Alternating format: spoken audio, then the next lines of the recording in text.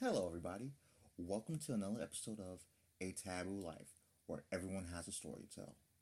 I'm your host, Drew Franks, and I want to thank you guys again for listening. A Taboo Life is the idea that everyone has a story to tell, and maybe some of these stories should be heard. From that quiet neighbor across the street who you barely say hi to that older woman at the checkout line who has a Grateful Dead tattoo on her wrist, to that cute coworker that you've been meaning to ask out but still don't have the balls to ask out, and to that creepy guy at the gym who is checking you out right now as you listen to this. They all have stories to tell, and maybe we should sit down and listen to them. Definitely not the creepy guy though. Maybe you should stay away from him. There's a reason why he's wearing that Affliction shirt. And if you still don't have the balls to ask out your coworker, then I have no idea how to help you out with that. Just ask and see what happens. Anyway, if you guys want to check out more content, go to ataboolife.com where you have some funny essays, a couple funny stories, short stories and long stories. Got a couple free books on there. So let's go to ataboolife.com to check out the other content and see updates on podcasts, and if you guys want to make contact with me. Also, I want to thank Phantom Planet Music for the free music. Basically, if I just mention them in the podcast somewhere, like right now, I get the music for free, and it works out for everyone. So thanks again to Phantom Planet Music. Actually, I'm sorry about Purple Planet Music. Purple Planet Music. Whoops. Thanks again to Purple Planet Music. So after that mistake, let's go on to the show. I want to introduce everyone to Miss Crystal Bui. She has a very interesting story to tell, where she basically lied to get this very sweet accounting job for a tech company. It's like a accounting tech firm. With no cost agreed, she was able to get the job by basically studying YouTube to learn how to actually do the programming and actual math for accounting. I don't want to tell any more details about the story. I want her to tell it, and also too the way she met her Scottish boyfriend.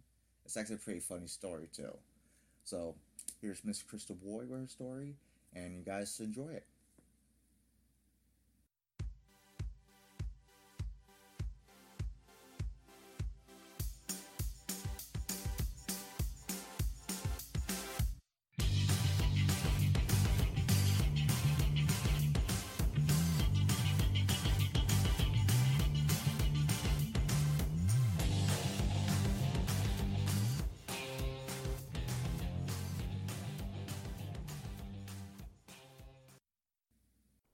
All right, now we're recording.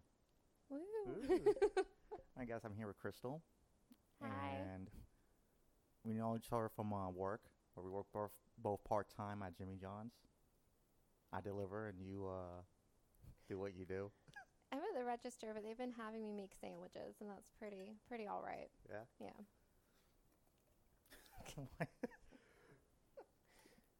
So, tell me about the interesting story you told us at work, So, because this is like really interesting how she got her original job, and tell us the whole story about the job and how did you get it. okay, so at some point, I pretty much found a software company that I wanted to work for. Mm. It's not that I had a friend who worked there, it was just an acquaintance, like this girl that I knew. So I just applied for the job twice. They contacted me back and then never got back to me because I didn't have any schooling, because Mm-hmm. you're supposed to have at least an accounting degree Yeah. and preferably like experience in the software company. So I didn't have either. So they never contacted me back. So the third time was the charm, and I lied on my resume and said I had schooling. I made it look all pretty. Even had like all the dates. I've never been to college a day in my life, so I didn't know any of this stuff. So that was that. And then they called me back this time and pretty much got on the phone interview, lied my butt off. Then found out that there was a test that I had to pass in order to get the job.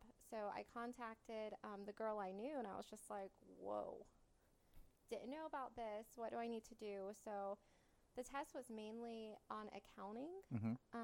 and it was automobile accounting, which is all the accountants out there know that that is completely different from regular accounting. It's ridiculous. So I pretty much went on YouTube, and I and I had 2 days to 2 nights to figure out how I was going to pass this test and not look like a complete idiot going into this place. So I pretty much watched all the videos I possibly could online, accounting for dummies, software for dummies.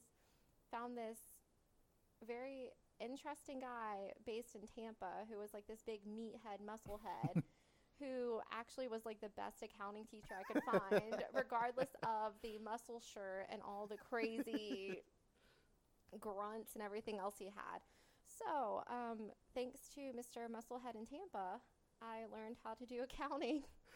And just in case, like, anybody actually hears this podcast, do you remember what the guy's name is? I do not, but I could look him up. He is hilarious. He's very interesting to watch.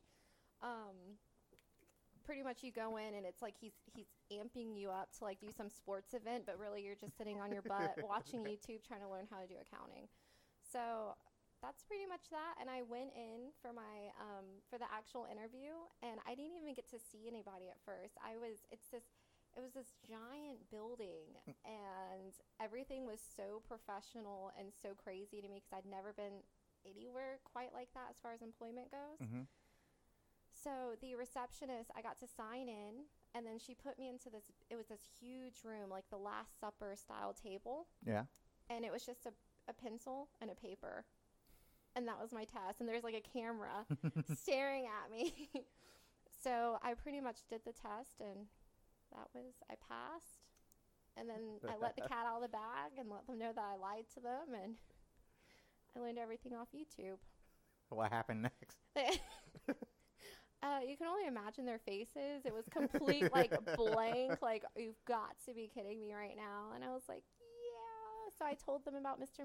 Meathead. But they gave you the job, right? Yeah, I interviewed. So, well, I had to go through a second interview. And the second interview was with the owner's wife and HR. And this time I had a test, but they watched me do it. Like, what is this supposed to be? So I did it. I didn't pass that one. Yeah. But they were saying that they were impressed with how fast I was able to sort of kind of figure it out. And I got a lot of warnings on it. You know, you shouldn't. Are you sure you want to do this? Like, there's people out here that have all this. And I was like, I'll do what it takes. And that was that. It was intense, though. How long did you work at that job? I worked there a little less than a year. Actually, this past, a couple of days ago would have been the 1-year anniversary. But what made you leave? It really wasn't for me. You know, when I first got there, I was so excited. I was so like, you know, that's so much pride. Like, here I am. I was 23 years old. I had this big girl job. Low-cost degree. I'm on salary. Like, I beat all you guys. Exactly. Like, all my friends who are still in school, and I'm like, I got this. And I mean, it was a really nice paycheck, and it was really great. But at some point, I just realized it just wasn't for me. And even though I wiggled my way into this career, like, people go to school for a job like this, and I got into it because of YouTube. And I just realized I wasn't happy. The way my mind works wasn't compatible with the software and the accounting and everything else. So it just... Yeah, you gotta have a different personality for that. You do. And I think I was too sensitive to everything. Everyone there was so just on point with everything, very business. And I'm just like, I have emotions. You're hurting my feelings. And they're like, what's feelings? So that we have an MBA and accounting degree. What's exactly? Like, well, I learned your job on YouTube on a weekend. Like, I still got hired. This girl used to work at a pest control company. What is she doing in here? Who hired her? So that was pretty much that. It just wasn't really for me. I wasn't happy. So I left, and now I'm working at Jimmy John's, and I work at a hotel. And which hotel? I work at the Sheraton near the town center. Okay, that's not bad. No, it's really nice. It's completely different. Going from a job like that to like these more entry level jobs, but it's really nice. Have you ever seen American Beauty? Oh yeah, I know of it. I only saw parts of it. Yeah, well, there's this one part. My best friend. The reason I bring it up, my best friend keeps making this connection. So at one part, You want some water? oh, thank you, some aqua. So at one part, Kevin Spacey, he pretty much has this like big job Yeah. and then quits it and starts flipping burgers. And he's so much happier. So my best friend is like, "You're having an American Beauty moment." And I'm like, "Totally. This is pretty great." Well, I kind of got like that back in college. Mhm. And what wasn't American Beauty, it was Office Space. I've never seen that. That's like one of the greatest movies. Like, if you like American Beauty, that whole message, and you're going to love Office Space. I'm gonna have to watch that. It's, do I have it? Yeah, I have it. I can let you borrow it if Oh, I got. yes, I please. gotta look for it. I'll watch it. But no, that movie kind of like inspired me, especially when I was 18. It's like, man, I just want to live my life my way. I don't want to be stuck in a cubicle. Exactly. Except for now, I just got a job at Amazon where I'm stuck at like a little Bay Area. Are you really? Yeah, which it's not bad. Actually, it's just like very tedious. Mhm. But I mean, like, I can't complain. Got really good benefits, and You get stock with the company, right? that and the schedule. Only work 3 days a week, but 12-hour shifts, which is not bad. It's like, I'd rather just Get knock it over out, with. yeah, get all that work done within 3 days, than have the rest of the week off, so I Mhm. could do my other hobbies, my other projects. So I think that's a good good balance to it. I think so too. It's pretty similar to mine because I have 3 12-hour days now too. So 3 12-hour days and the rest is. Yeah, I think that's, ooh, man, that's like one of the best schedules you could work. Honestly, just knock out like all the work within a couple of days, and like, okay, do whatever you want to do for the next 4 days. Exactly. It makes life so much more enjoyable. There's no point in working, and not being able to enjoy life. You know, Yeah. who wants to work? Who wants to live to work? Well, like, ooh, sorry, I'm a little gassy from this kombucha. Yeah. I'm like drinking. I'm like, ooh. My friends, like, because I'm still going through this process, like, what I really want to do in my life. Mhm. I'm 30. I'm like, oh, fuck. Like, I it's thought, getting real. yeah, I thought by now, I was like, man, I thought by now I'll be married or having kids. And I'm over here like, shit. You don't even have a cat. No. You don't even have a little fur baby. No, I have a fur baby when I cat. No, like, no, it's kind of weird. It's a weird age. 30? Yeah. It's like, I'm responsible enough to take care of my bills, except for like this past couple of months, because like a business I started, like I wanted to try to start a business, it just Mhm. tanked, and well, it didn't really tank. It's just, it's not a full-time income job. Like, it's good Mhm. for like a side business. Like, okay, I can make extra money, pay off some bills with it, or if I want to go on vacation, then I could use that money from that. Mhm. But it's not something like I could pay everything with. But like a lot of hard lessons. Then that's just been a weird couple of years. Do you think it got weird like after 25, or is it just once you got to 30 it became weird? I think it got weird after 25, but then culminated to 30. Like, Mhm.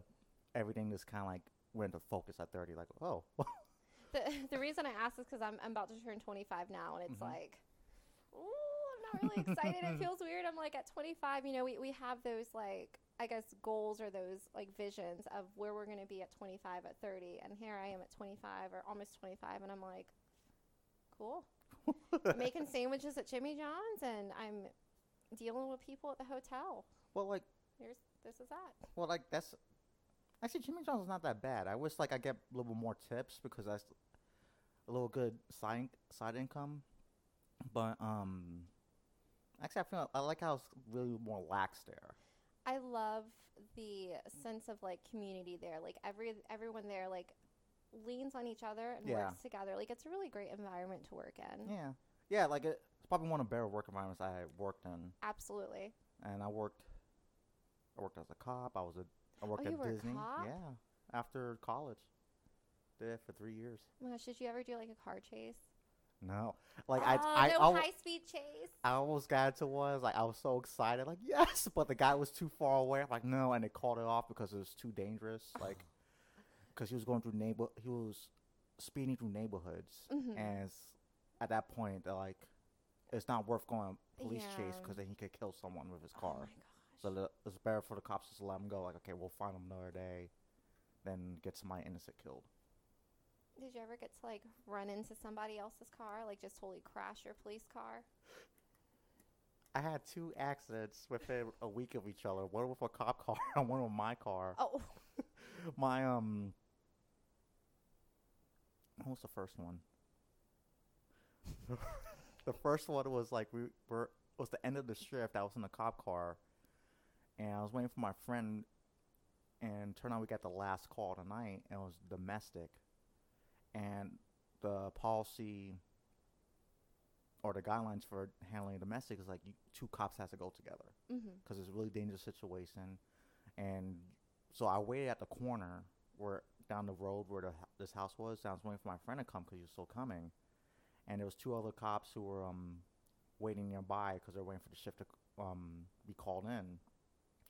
So one guy parked behind me, another guy parked across the street, and when my friend Esmond showed up, down the street where the domestic was, we see couple of people yelling, and we see a guy jump in the car and start speeding towards us. I'm like, oh shit! So he speeds, and he stops right next to me. He jumps out of the car, starts screaming. Then I don't know what this guy is doing, so I jump out of the car, my car, and I went to put it in park. I saw yelling, the guy, get back in the car, get back in the car. And he's like, dude, turn around. I'm like, no, I'm going to turn around. Like, officer, turn around your car. I turn around. I didn't put it in park, I put it in reverse. And the freaking cop car, and the other guy, my friend who was parked right behind me, he was in a Dodge Charger police car. He wasn't looking at the car. He was looking at me and him yelling at each other, telling us to turn around. Both of us yelling at each other to turn around. Then he felt the car. He was like, oh my God. Good thing that wasn't marked as an accident for me because the sergeant came by. He's like, he looked at the bumper and he's like, it's like a little scratch. He's like, okay, I'm not doing paperwork on this. Because then I have to get drug tested out. They have to call forensics. I have to get a couple All officers. because you put it in reverse and not park. Yeah. And it was just like, it will be considered like a police officer traffic accident. Mm-hmm. So they had to do all this investigation work. And he looked at it, it's like, it's not worth it. It's just a scratch. Like, nothing else broke. It was just a scratch. Did he give you shit for putting it in reverse, though? Yeah, he did. Then what made things worse was the next week, and this is when I had a Mustang at the time, and yeah, and I just changed my insurance company. Mm-hmm. So it's just like 3 days into my new insurance company. We're done with our shift, and our precinct was at a mall. So we're on the second floor of the garage deck, and I was driving the paddy wagon, which is this big van we transport prisoners in. Mm-hmm. And I parked the paddy wagon, and I wanted to get my stuff out of the car, out of the wagon, passenger seat. So I parked my Mustang. I went to move my Mustang to the passenger side of the van, and there was this woman, or this female cop who I really don't like. She was awful. Her car was right in front of me, but she was right next to her door, so she was safe. I went to hit the brakes. I gunned it. I hit the gas and gunned my car. So this was like, there had like at least 5 feet between my car and her car, and I just slammed her car. Like, and this is like a week with it. Then she's yelling, "Oh my god!" I'm like, yo, calm the fuck down. You're fine. You were nowhere near the car. You're safe for this. So all the cops from my shift and the next shift came up and made fun of me. They took pictures. Is that why you're not a cop anymore? No. So Okay. they took pictures, and I got made fun of. They put out a BOLO report, which is be on the lookout to the precinct. Like, be on the lookout for a red Mustang. Oh, that is wonderful. That is pretty great. How are your driving skills now? Well, my sister, well, Tammy, she got upset with me. I got upset with her for not telling me about this. But it turned out she's paranoid. And one time I was taking her to the airport from here, and I just got the Camry. It was a hybrid, and I was showing her the buttons on the Camry. Like, if you hit this button, you turn off the electric engine, it goes gas. And this is when I had a construction on 295, and I didn't look for just a moment. I looked up, and I hit one of those traffic cones, and knocked off my side mirror. And next thing I know, next time she came in, she didn't want me to pick her up. She didn't want to tell me. She was done. And I'm like, no, you gotta have more accidents I have, and all your accidents were worse, way worse. Yours are just small, little, careless. Yeah, it's like little things like nobody got hurt. It just happened. Only thing that is damage to my car, that's it. Well, there you go. Yeah. So, tell me about your life. Oh, goodness. What part of it? What about my life? What part specifically? There's so much. What you said you worked at the pest control company before the accounting? I did. I worked at a pest control company and learned so much about bugs that I can't live life the same anymore. They're disgusting. They're everywhere. Which company was it? It was Brain and Pest Control. I worked for them last summer just for a week. For Brain and Pest Control? Yeah. Shut up. I got hired for sales, and then it turned out it was door-to-door sales, and I just couldn't do it. Oh, so you got to meet Randy, the GM? Yeah. Yeah. He's a prick. Yeah. He's a Yeah. prick. Just a little bit. Did you get to meet Michael Goldstein, the big, Yeah. juiced up? Yeah. I met those guys, but like, I was knocking on doors. I'm like, this is like a very outdated form of sales. Very outdated. Absolutely. Nobody. There's only a handful of people who actually talk to you, and it's just such a weird feeling. Like, it feels like you're violating their space and their time. It's like, why are you here? Why are you knocking on my door? That's so crazy. Did that for a week. I got 2 sales. And I was like, I got 2 sales. I got 2 sales for like both houses were next to each other. Now I was like, I can't do this. I literally cannot do this. This is an awful freaking job. I couldn't do that. I absolutely could not do that. The door to door. But that's a small world, though. Yeah. Pretty small world. I worked there for about 3 years. What you do? A little bit of everything. I worked at the front desk mostly. When I begged to leave the front desk, and then I begged to go back because I needed windows and I like to be by myself. But yeah, I worked the front desk, so I was answering calls. I also helped manage the fleet, so everyone's oil changes. I helped with payroll. I complained. I was a full-time complainer there, so that was pretty much, that was that. Pranks. So many pranks went on in that office. Yeah. And that was exciting. What was the pranks? For example, one time, did you ever meet Kevin Jones? What does he look like? He's the one, I hate to say the black one, but he's... I think I might have met him. Yeah, he's super sweet, super great. I actually knew him before I worked at Brain and Pest Control. But, so there was him, and did you meet Lewis, the super tall one? Sarcastic, runner. Anyways, Lewis is Lewis. He's just one of those people. So Lewis, I'm at the front desk. Lewis comes up to me, Crystal, I need you to go. There's a stack of papers on my desk. His office was like in the back of the office. He was like, I need you to grab them. I need you to do this and this. And of course, I'm like, yes, sir, no problem. I'm walking into the back of the back of this office, and I was like, why can't you do this yourself? Like, everything in my head, like, I don't understand how this involves me, but here I am walking to your office. So I'm in this bad attitude. I go into the office. There aren't any papers anywhere. So I'm like, do I need to go in your desk? Because I will go in your desk and I'm going to leave something in your desk, like a passive aggressive sticky note or something. So I go to turn around, and Kevin Jones is under the desk, jumps out at me screaming, and I seriously nearly pissed myself. And that's how it was with everyone in the office.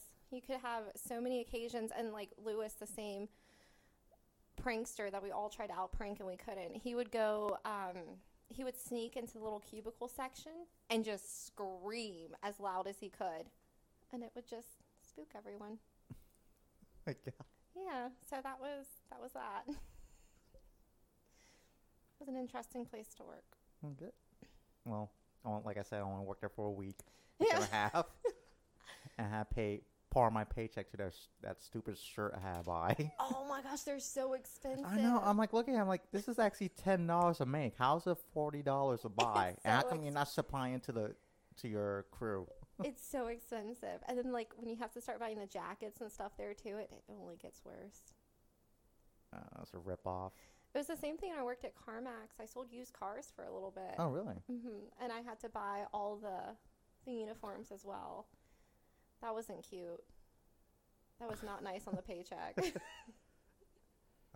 That's just like a way, like some of these jobs. Well, like when I was a cop, they supplied everything except for I had to buy certain stuff for myself, which was okay. When I worked for Disney, they supplied everything. What'd you do at Disney? I was on the cruise ships. I was working as a security officer. Oh, that's pretty cool. Yeah, did that for a year and a half. Then, let's see. I had a boss I didn't really like, and I tried to. We're on a ship, and I basically almost got in trouble for almost starting a mutiny. Because basically the second in command of the ship, this Italian guy named Daniele, was just like very egotistical. Like he was very domineering, narcissistic, and he was doing some racist stuff. And then the guy I was working with, he was a retired police officer. He didn't know who Daniele was, and the other retired police officer who left before him, because we charge shifts every few months. So every 3 months we'll change shifts or change roles or whatever.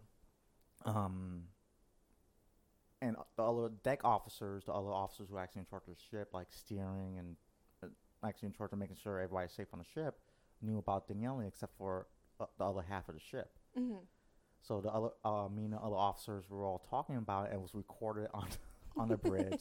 Then some guy ratted me out too, and I know who it was because this freaking Romanian prick. Who we did not like each other. I tried to get him. We went to HR, and I made a what do you call it? A complaint? Yeah, I made a complaint about him because some stuff he did a couple of months before with me. And it was just like, wasn't worth it. And then the other guy I was working with, he's a retired cop, he got him for racism. He had the emails to freaking prove it. Like he was just sending fucking emails like, and we're just looking at it like, what the fuck is he doing? So he sold to HR, and the thing is, Disney just protected him. Shut up. Yeah, they protected the guy.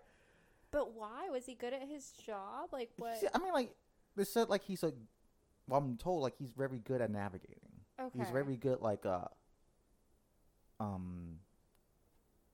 seaman, or I'm not sure the term for it, but yeah, he's a very good officer when it comes to actually navigating a ship. And some problems, if something happens on a ship, you may want him on your side for that. But then, like, he likes to play games. He's manipulative. And then with me, well, my situation was, like, I told the HR person that I suffered from depression and anxiety, and I had to take a lot of anxiety pills. I rarely don't, like, I still have my pills, but I rarely take them. So I take them if I really need them. Like, with him, I had to take them almost every day. Oh, my gosh. I'm like, it was just stressful every time working with him, and they tried to use that kind of like depression, anxiety thing against me. Like, I had one of the doctors on the ship who was a friend of mine had diagnosed me, and I just felt so kind of violated by that. Yeah. And but then she made like a kind of like a compliment, and like, well, here's the thing about Frank, he's obsessive for what's right and wrong, and he'll actually go after what's right. And that's why I kind of realized, like, this is not the place for me if I'm gonna be that type of person and stuff is going to happen like that. Seemed like a really toxic situation. Yeah. I mean, like, I'm grateful for, like, working for Disney. Mm-hmm. Lot of good experiences. Ex-fiance. Oh, what? But, like, it was coming to a point where, like,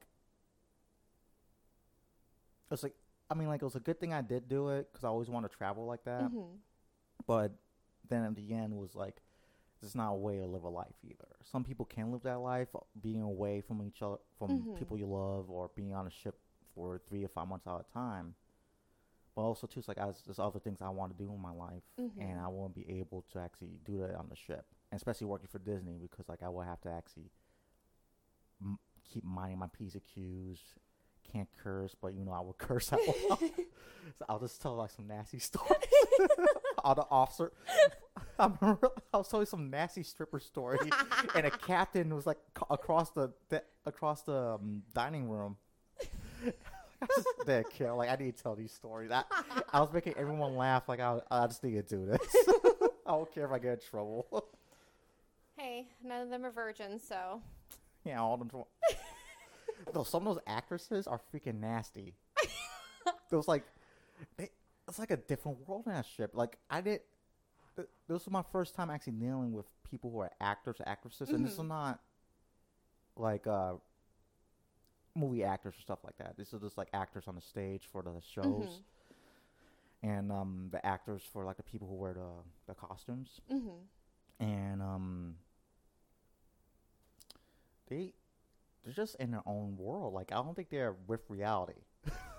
Like, some of them's like, this one girl we have we fired her because she got drunk when you allowed to drink on the ship, but Disney doesn't want you to get drunk. So she got drunk, was late to work because she got drunk. Then she told us we found out that she had sex on the public part of the ship at night, and it's like, that's a big no-no because a kid could walk around like, oh wait, so you got. She told y'all? Yeah. Oh my god. Then we're looking at her, and she was just talking to me like, no, everyone from around the world comes to see me. Like, what are you talking about? Like, I'm Mickey Mouse. I'm like, what?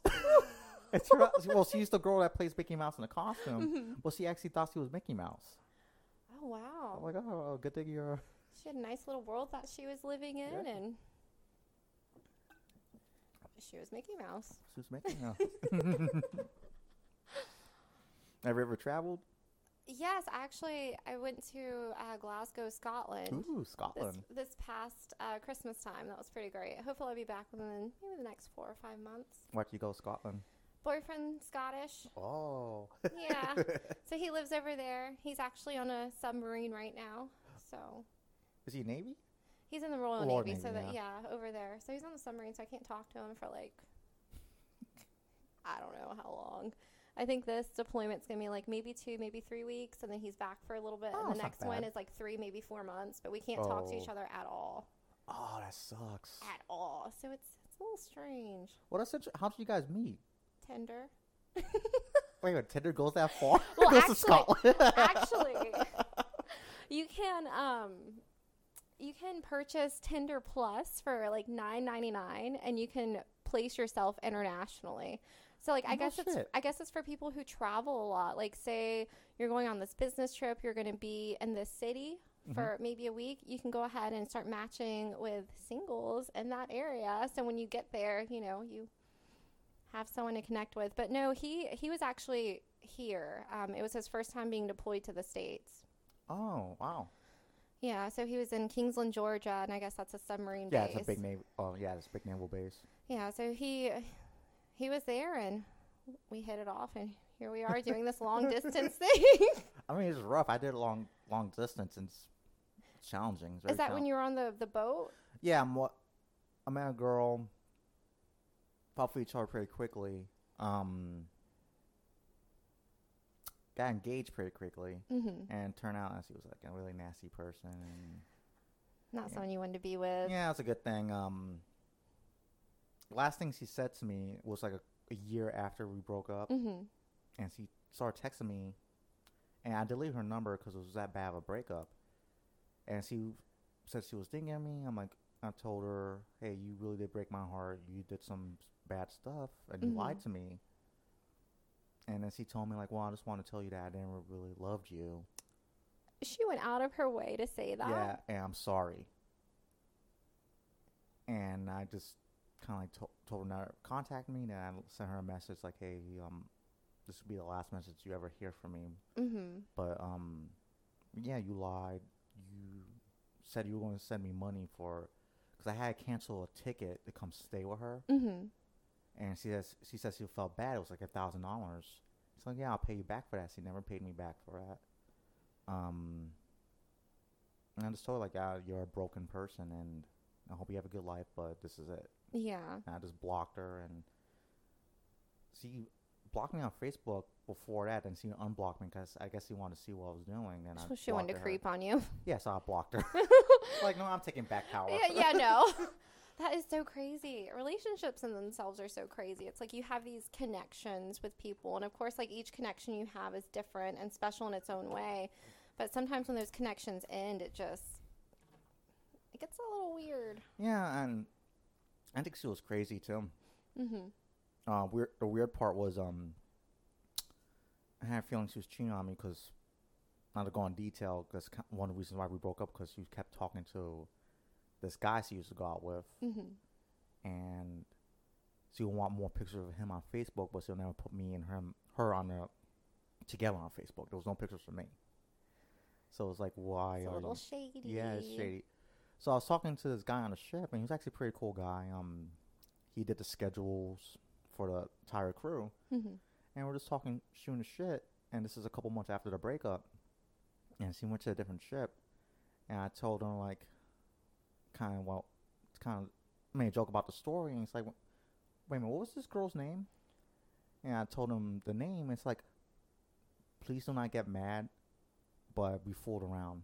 Shut up. But the thing is, I couldn't get mad because this was after the breakup. Yeah. It was only like a month or two after the breakup. Oh my goodness. And he told me, and the thing is, I told him, like, he kept apologizing. It's like, don't apologize. It's not your fault. It's nothing. You didn't know. Well, you didn't do anything wrong. Yeah. It's like you shouldn't be apologizing for yourself. But it did hurt. And it was just, he told me, like, she was just freaking crazy. That, like, this is like a month or two after the relationship, and then she got drunk, slept with him. Then he had to go to like a dinner party for his officers on the ship, and she wanted him to come over, and he said, like, no, I gotta go to this dinner party, and she just chewed him out, like, how come everyone on the ship just wants to have sex and that's it?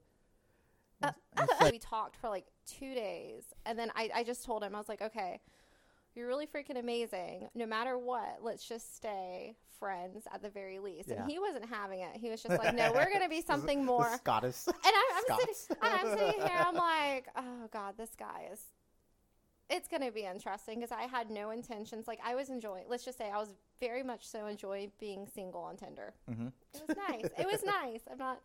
It was fun. So, yeah. So I ended up meeting him, and we really hit it off. We had a really great time. I'd never met someone that had been so, like, fun and full of life. Yeah, and I figured that, like, when he went away, because he was only going to be here for a week. Like, I could only see him for a week, and then it was going to take him 5 weeks, no communication, to get back to Scotland. Oh. And so we had talked on Tinder for a week, seen each other for a week, and then it was going to be 5 weeks of nothing. So initially I was just like, this is going to be one of those, like, it's just going to fizzle out. He's going to get back home. We'll be friends at the very least. Like, I called, but that's going to be it. So he ends up leaving, and probably at, like, the 3-week mark, I just took it upon myself to, like, claim this dude as my boyfriend. What? Wait, how that? which is like was it like 3 weeks of silence? You're like, fuck it. Exactly. Like, fuck it. He's mine now. It was the weirdest thing because I didn't want a relationship. I had actually just recently got out of a relationship that really didn't end the best. But no, 3 weeks of silence. I was like, sure, let's just go for it. So I had already gotten his address before he left. Yeah. And I sent him a birthday card. And in the birthday card, I pretty much told him, hey, give me the okay. I've already got my passport because I never had a passport. Oh my God. And I was just like, I was like, I'll come for Christmas. Oh my God, that's awesome. So he comes home, and his part of the story, like when we first met, he says it's this whole love at first sight thing. Like he knew we were going to be together. His is really, really, really sweet compared to mine. But he said that when he was away for the 5 weeks, he was completely convinced that he was going to come back. And, I was going to be completely just like not interested in him, like just completely just done with him. Because, it's 5 weeks. I couldn't talk to him. So then he found out that I'd already claimed him as my boyfriend. you were, By the way. That's some fucking poor ass woman shit. Like, you know what? This is it. Nothing's going to happen. 3 weeks later, you're mine. Exactly. Don't look at another woman. Don't you dare talk to another woman. You're my property. And that's exactly why he was so confused. Because, like, going into it, I was just so, like, just wish-washy. Like, like, it's, how that can be. So, so he pretty much opened his mail and... Oh, well, that's pleasant. That's a pleasant surprise. And then, next thing you know, I bought my plane ticket, and I had never really flown before, and here I am doing this international flight by my fucking self. Oh, it's actually pretty fun if you think about it. It's fun looking back on it. During it, I was so petrified because I didn't know what to do. Because I had flown once before, like over 5 years ago. I don't remember. I just remember crying. Why? I don't know. I was just so scared and overwhelmed. And honestly, the flight was just from here to Philly. It was one flight. Not bad. Yeah. No, but I was crying. So here I am having to do 3 flights. Which I don't know. Have you ever been to the London Heathrow Airport? Yes. What the fuck is that shit? Well, the first time I went to London, actually went abroad was when I was a cop. I think I was 25 or 26. And me and my friend decided to go backpacking to Europe. And when I got off Heathrow, because our first stop was London, because I always wanted to see England. When I got off the plane, there's a guy, the tax-free zone, whatever that thing's called, duty-free. I haven't heard anybody talk yet, and this guy started talking to me in his English accent. I'm like, holy shit, you're British! That's the first thing I said. Oh, fuck it, you're British! That's cool! That's so cool! He's like looking at me like, what? I was like, get the fuck out of here, He's dude. all American. But yeah, that trip, it's a long trip, but like, it has to be exciting. It was really exciting.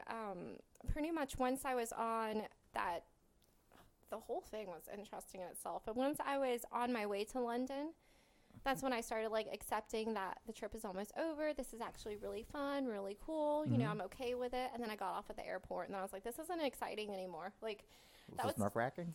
Yeah, it was nerve-wracking because I didn't know what was going on. I wasn't anticipating it being so large. Oh, It was a huge airport. It's a massive airport. And this was Christmas Eve because I arrived on Christmas Eve.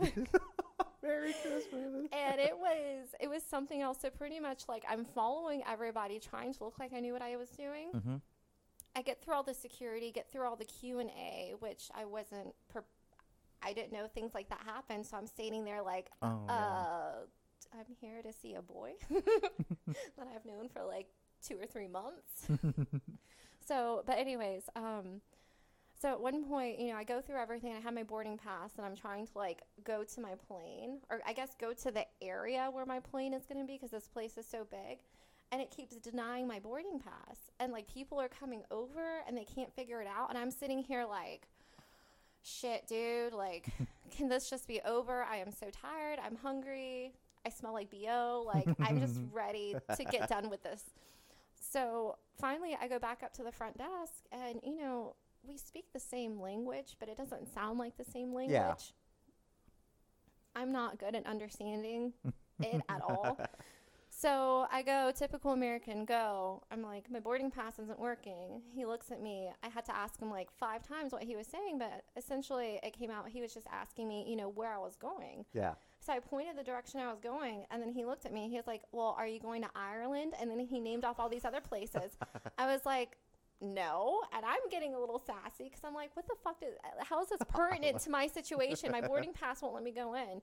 And then he was just like, ma'am, if you read the signs, You're going to Ireland. I was completely trying to board the wrong Trying area. to get to my boyfriend.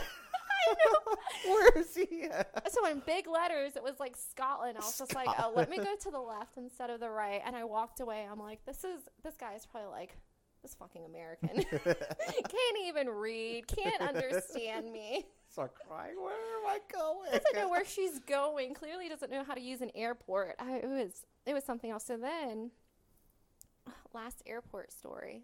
I have 2 more if you want to hear them. Keep going. It's all about you. Have you seen the toilets? Do you remember the toilets? Did I use a toilet? No, I didn't use it. They're No, different. what about? They're Yeah, different. How so? First of all, it looks like there's no water in the bowl. Oh, I think it's because they're low flow. Yeah, like that? I guess so. It looks like there's no water in the bowl. So I'm like, well, I mean, at least, I'm not going to get splashed. But what is this? I was so uncomfortable. And it's just like a little square thing coming out the wall. So I've gone through this whole Scotland, Ireland thing. Mm-hmm. I was frustrated. That lasted way too long. So I finally go to the bathroom and I open the stall and I'm staring at this toilet like, even the toilets are different. The toilet. I was like, what is this? I'm looking like, I don't trust it. And I didn't know if it was out of order or not because the water was so low. So I went to 2 other stalls, figured that maybe that's just where the water is. And yeah, that's my toilet story. I guess it's not as exciting, but I was completely dumbfounded. Currency. So I decided to go ahead and, do the currency exchange from U.S. dollars to, for some reason, I thought euros was it. I was like, let me get. Oh, yeah, I forgot. I was like, pounds. let me get the euros. So I'm standing in line in Starbucks, which these lines are astronomically long. And I sat there and I don't know, something in me told me like, you might want to double check the currency. So I call it Ben. And I was like, hey, you use euros, right? It was just complete silence. Yeah. And then total laughter. It was like, no. I was like, don't tell me it's fucking pounds. It's obviously pounds. So that was every little thing. Like, I couldn't do anything right at that airport. I couldn't properly go to the bathroom without losing my mind. I couldn't even exchange money. It was just complete and total. So finally, when I re-exchange it to euros and I go to pay at Starbucks, I don't know what any of this stuff is. Mm-hmm.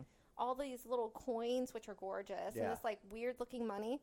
So I pretty much just held my hands out. Take it. And I was like, just take it. So that was that. Okay, so what about the boy? The boy? we're talking about toilets, the plane, the pounds. What about the boy? The boy is wonderful. So what happened when you actually got to him? When I actually got to him, God, what did happen? We go and he's very cheeky. That's the term I've learned since being with him. He's very cheeky. So we go to the car. I'm absolutely exhausted. And I'm standing there waiting for him to unlock the car. He was like, so are you going to drive? And I was like, no. Like, what type of question is that? Of course you're going to drive. And he's like, well, you're on the driver's side. Oh, yeah. Let's just say the whole time I was there, I could not cope with... Did you feel nauseous, too? It was completely nauseous. And then we were driving. First of all, the streets are so small. They go so fucking fast. Mm-hmm. And then everything is on the wrong side. So I'm thinking every 5 seconds there's going to be a head-on collision. We're going to die. Like, it was absolutely terrifying. So that's what happened when he picked me up. And pretty much just got made fun of the whole way. Still brought up the whole pound situation. But it was nice. We ended up just having a nice night in. I refused to leave. I was like, I'm staying here. I'm not going out anywhere right now. And we had nachos in bed, and it was nice. Hey, let's just relax for tonight. I was like, this is as exciting as it's gonna get. I have my adventure so far. Let's just relax. Oh, I was so petrified. I don't know, but I found out that if you go to Orlando, you can do a direct flight. So instead of 18 hours of travel, that's right. one plane, 8 hours. So I wish I would have known that the first time, but at least, I got the worst out of the way. Ugh,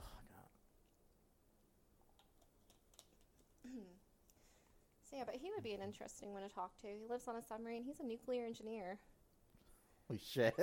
Yeah, so I'm sure he has some stories. We don't talk about it much, but just like the stories he's told me about these submarines. Because how many people do you think are like on a submarine? 70 to 80. That's somewhere around there, right? Yeah, that's what I thought. It could be like 130 plus. Holy crap. I know. And this blows my mind. So Ben, he calls himself a wee little dude. He's 5'5". Uh-huh. So you have 5'5" guy. Yeah. Is too big for their sleeping quarters. What? Well, that makes sense because they have to use all the room they have. Yep, but 5'5", he is the sleeping area is too small too for tall. him. I was like, what?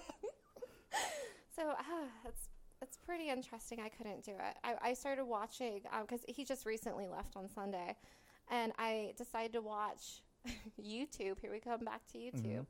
The submarines diving and surfacing, and then like the emergency surfacing. That stuff is crazy. Yes, it looks so cool. Like watching it. It looks so scary. I saw it and I was like, "What is going on?" So yeah, submarines. So, how long were you there? Like I was there for just a week.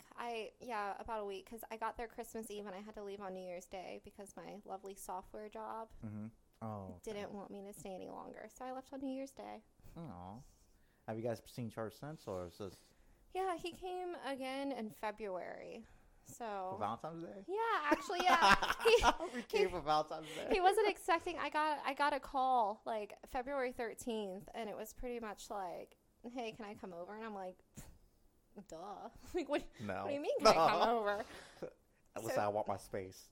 I want my space. I think we need our space. So no, he booked the flight, and 6 hours later he was on the flight because like with the nature of his job, like we can't really plan anything. Anytime he's ever come, it's literally been like maybe a day's notice, and then he's traveling over.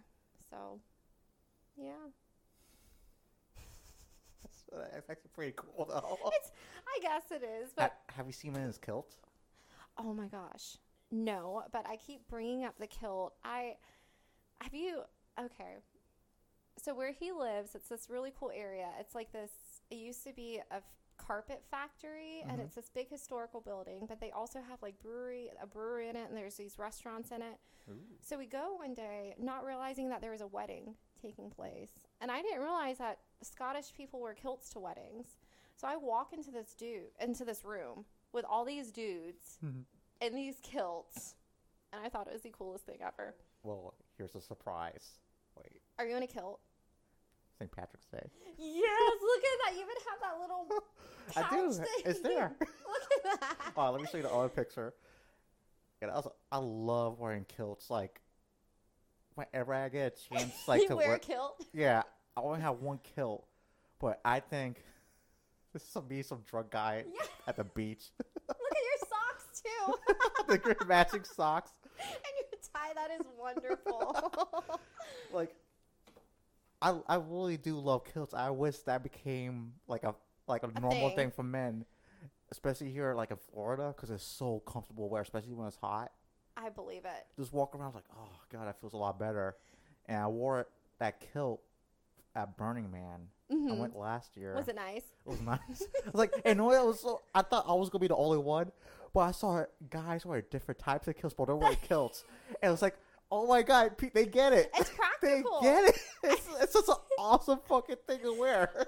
I think it's completely practical. So generally, like, I wear dresses all the time. I usually never wear pants. Like, Jimmy John's is weird because I'm like, I have to actually wear some shorts or something. Shorts or pants. But usually I'm in dresses all the time, so I completely get it. Like, it's just so breezy. It's so convenient. Well, I think for a guy, because, like, especially kilts are more, what do you call it? They're a little more wider. It's just like if you're doing work, especially if you're doing work. Like, I could imagine someone doing construction probably be more comfortable wearing a kilt. Because I remember running around in a kilt at Burning Man, and I was doing, like, I did some gladiator stuff there, and it was sexy fun. I was like, man, it's a lot more practical. Like, you could move a lot better. You could be more agile. Oh my gosh, you should definitely go to Scotland. Everywhere I went, there's like kilt stores, and one of my favorite pictures I took there. If you like zoom in into the back, the kilts are on sale. Shit. Like my on Disney, like two of my good friends on the trip, were Scottish, and they're just so laid back. Have like my same sense of humor, like the whole dark and twisted humor, like the I'll give a fuck humor. Yeah. Like it was just cool to hang out. Like the Scottish people in general, just fucking fun to hang out with, and Irish, Welsh, but except for the Scouse, because my ex fiance was a Scouse, which is Liverpool. So it's Liverpool. It's nice. Glasgow, where I was, it's actually the friendliest city in the world. Yeah. Yeah, and I mean, of course, like before I went, I did all the research, like trying to find out exactly like where I was going, what I was getting myself into, and I saw that it was the friendliest city on earth. And of course, you see that stuff, and you're like, I actually went, and everyone there was so inviting, so friendly. Like everyone asked me, what's the biggest difference, from living in the States and going over there, and I was like, it's absolutely the people. Yeah. So sweet. I noticed that when I traveled, like the different types of people we run into, especially in different countries, a lot more friendlier, a lot more chill, relaxed. Not as entitled. Yeah, and only place I didn't feel like that was only part of Germany was Frankfurt, and Frankfurt was just, I think because it was more of a business area or like a economic hub. It was like very dry and very. I went to some German restaurant and nobody was talking, and nobody was laughing. Oh, I'm like, wow. Jesus Christ. Then the next day I flew into Spain just during Easter when I had the festivals there. Was it the opposite then? Complete opposite. Everything was bright colors. People were outside and like they were just dressed nice, and they were freaking drinking, laughing. It's just like at noon. This is lunchtime, and Oh they're my like, gosh. welcome to Spain. Like, wait. And the thing about Spain, I know, or not all of Europe, but I know it's just in Spain and Italy, I think even parts of France, was like people kind of like took more pride about their appearance. I know it's like even like I was looking at these these older couples, and they look fit. They look pretty good. And I noticed how they were still kind of like very lovey with each other. They were still touching each other. The woman was grabbing the guy's ass. Yes. They were kissing. And You get it, Grandma. And this is like, yeah, they're like older. Like, it had to be like 60s or 70s. They're still like, oh, hey. That's so great, though. No. It seriously seems like everyone is just so much Yeah, it's like happier. a little more freer. Like, man, I want something like that. Yeah, it's really nice. Like, even, like, what you said about the appearance, one of the things that I noticed is whenever we went out for New Year's, so, you go out, everyone dresses up in their own version of dressing up. But, like, most of the guys were wearing, like, blazers and those, like, cool dad vests. Like, everyone's dressed super nice to go out. It's completely opposite than if we go to the beach bars. Yes, they are. Yes, they are. Like, the Scotch is still drunk. Like, well, we're looking nice being drunk. They are. Oh, my gosh. And the bagpipes. Hearing the bagpipes play was one of the coolest things. That's like the one culture I wish I was kind of born into, or maybe like get adopted to somehow. Please, I hope to be there within maybe the next 2 to 3 years. I just want to live there. It's like, well, I haven't been in Scotland yet, but I'm like the furthest north I've been in the Great Britain area was Liverpool. So it's probably not that. I think it's probably some difference in the temperature and the weather, but. It'd be nice actually see what it is, how it is to live there. It's so gorgeous. I didn't want to go. Everything is just so gorgeous. There's castles. In Edinburgh, not in Glasgow, but a little bit away. There's some castles, and all their art galleries and stuff is completely free. Oh, no shit. Yeah, so the art galleries, there's like a donation bucket that you can put some coins in. But that's free. The schooling's free. The healthcare is free. And I swear that's why everyone's happier. And did you know they get standard 6 weeks vacation? Yeah, that's a big part in Europe. Like, that's a big thing in Europe. And it makes sense. It does. Like, they know, like, it's like the whole idea with America, like the American mindset, like, if you want an American dream, you have to work every day for it. Exactly. And they're like, okay, you still have goals and stuff, but, like, you need a time to actually go explore or relax. Because that was it's like what you said earlier. Like, what's the point of always working and you're not gonna have a life? Exactly, because you can have all the money in the world, but if you're sitting there in a sour attitude because you hate work and you hate life, then you're not gonna enjoy anything. Yeah, it's like out here, like you have to make a sacrifice. Okay, get paid less, but you have more time, or if you want to get more money, you have to work. It's like getting all that money, but what's it worth? Exactly. In the end, like when you didn't really do anything with your life. Exactly. So and also when you're over there, it's so much cheaper to travel. Yeah. From place to place. Easier. Absolutely. Over here, like even taking a trip to, let's just say the Carolinas, that is something that we would have to plan. Like it's going to be super expensive. Even if you fly there, it's going to be a good chunk. Yeah. But, I have a friend who's in Spain right now. He went from Spain, wherever he is in Spain, to Paris, and the flight was under $60 round trip. Well, like when I was, the second time I went backpacking in Europe, I went by myself, and I bought, for $300, I think, the Euro pass, which was such an amazing thing. Like, I could get on the train as many times as I want, and that's how I got around Europe. That's pretty cool. Yeah, it's just like, okay, I want to go from Madrid to, no, I went from Barcelona to Paris, and I think that's 6 hours, but only I had to do was show the pass. The guy wrote something down in my pass, my little passport pass for the book, and just jumped on a train. That's pretty great. Yeah. I'm like, it's just whenever I want, wherever they have seats free. It's like, all right, just jump on. That's so cool. I feel like you can't really do stuff like that here. No, you can't. Like, it was such a great idea. Like, man, this is such an easy way to get around Europe. Absolutely. That's pretty cool. I'm gonna look into that. I think that'd be cool to do. Yeah, I think they have a ferry line from Scotland to, actually the continental Europe. If I remember looking at the map right. So you jump on a ferry, go to I think Denmark, or I forgot what Sweden or something like that. Then from there you could just get on the trains. That sounds pretty awesome. That's awesome. I'm gonna have to look into that. I know Scotland has a Harry Potter train. What? They have a Harry Potter train, and there's this part where like, have you ever watched Harry Potter? So like they're on the train and it's like this big bridge type thing. It's like the arches that the train is going over. That's what you see on this Harry Potter train. Is those giant arches. Like it's like you're actually going to Hogwarts. Well, see, J.K. Rowling got a lot of ideas from her life. Yeah, and didn't she live in Scotland? I don't remember that part, but like I know I read like the Dementors. Wasn't that for her depression? Yeah. Yeah. I'm like, man, that's some cool like stuff she came up with. It is. Do you have like any type of artistic outlet that you? Yeah. I like to write. I wrote 2 books already. Oh, cool. Actually, technically 3.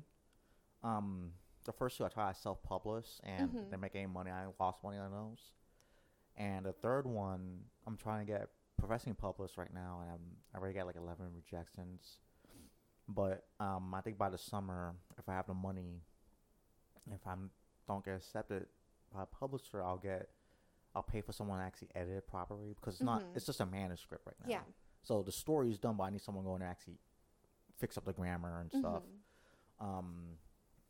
Do that, and I might print it out myself and just go to like a what do you call it? Farmer's market and set up a table, sell the books there. Have you ever like tried to do it on the Amazon?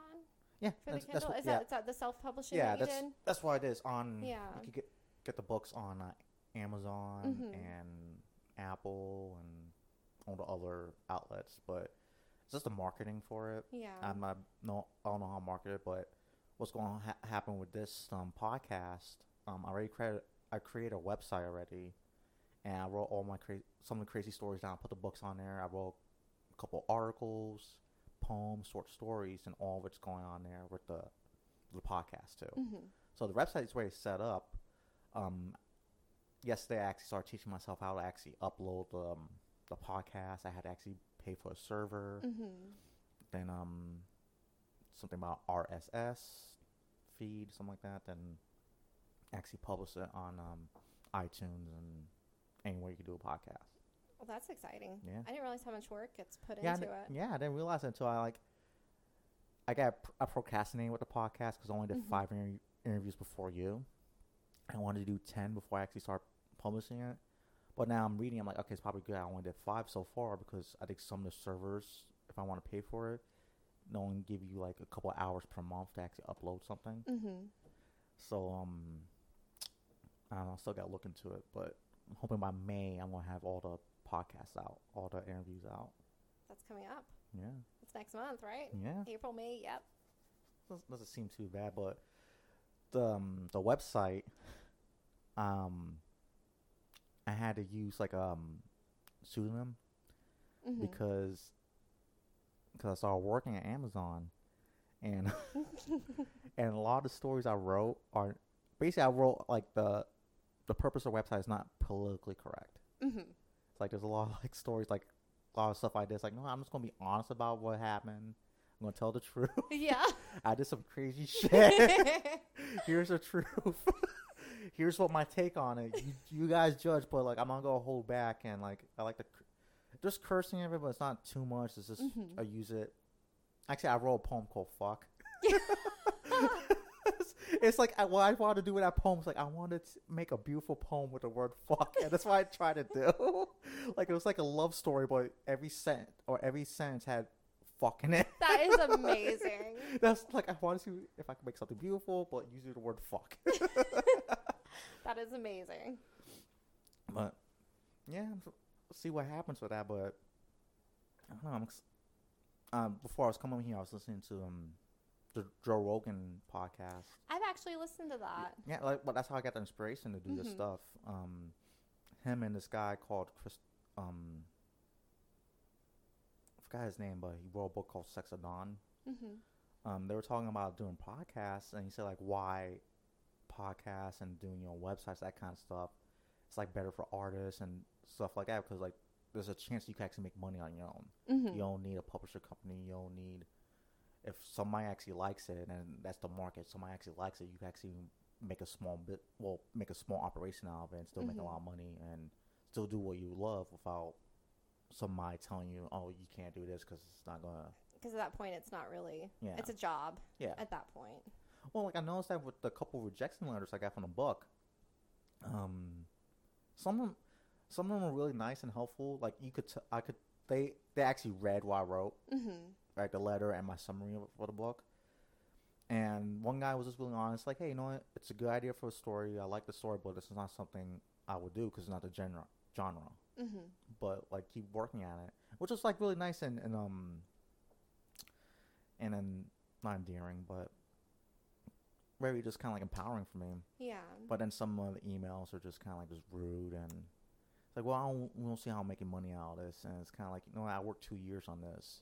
You guys just make money off other people's work. Yeah. All you have to do is just pitch it to a publishing company. That's all you guys do. So handling, personal question for you. So how is like coping with all that rejection? People don't like rejection in general. So how was... Well, it's like, this is a weird time in my life because, like I said, the business is not doing well. First time in my life, this is the first time in my life I had problems with finances because I've always been responsible with my money. Always made sure my bills were paid. Ever since, like, I was 18, I made sure all my bills were paid. The only time I would miss a payment is I just forgot.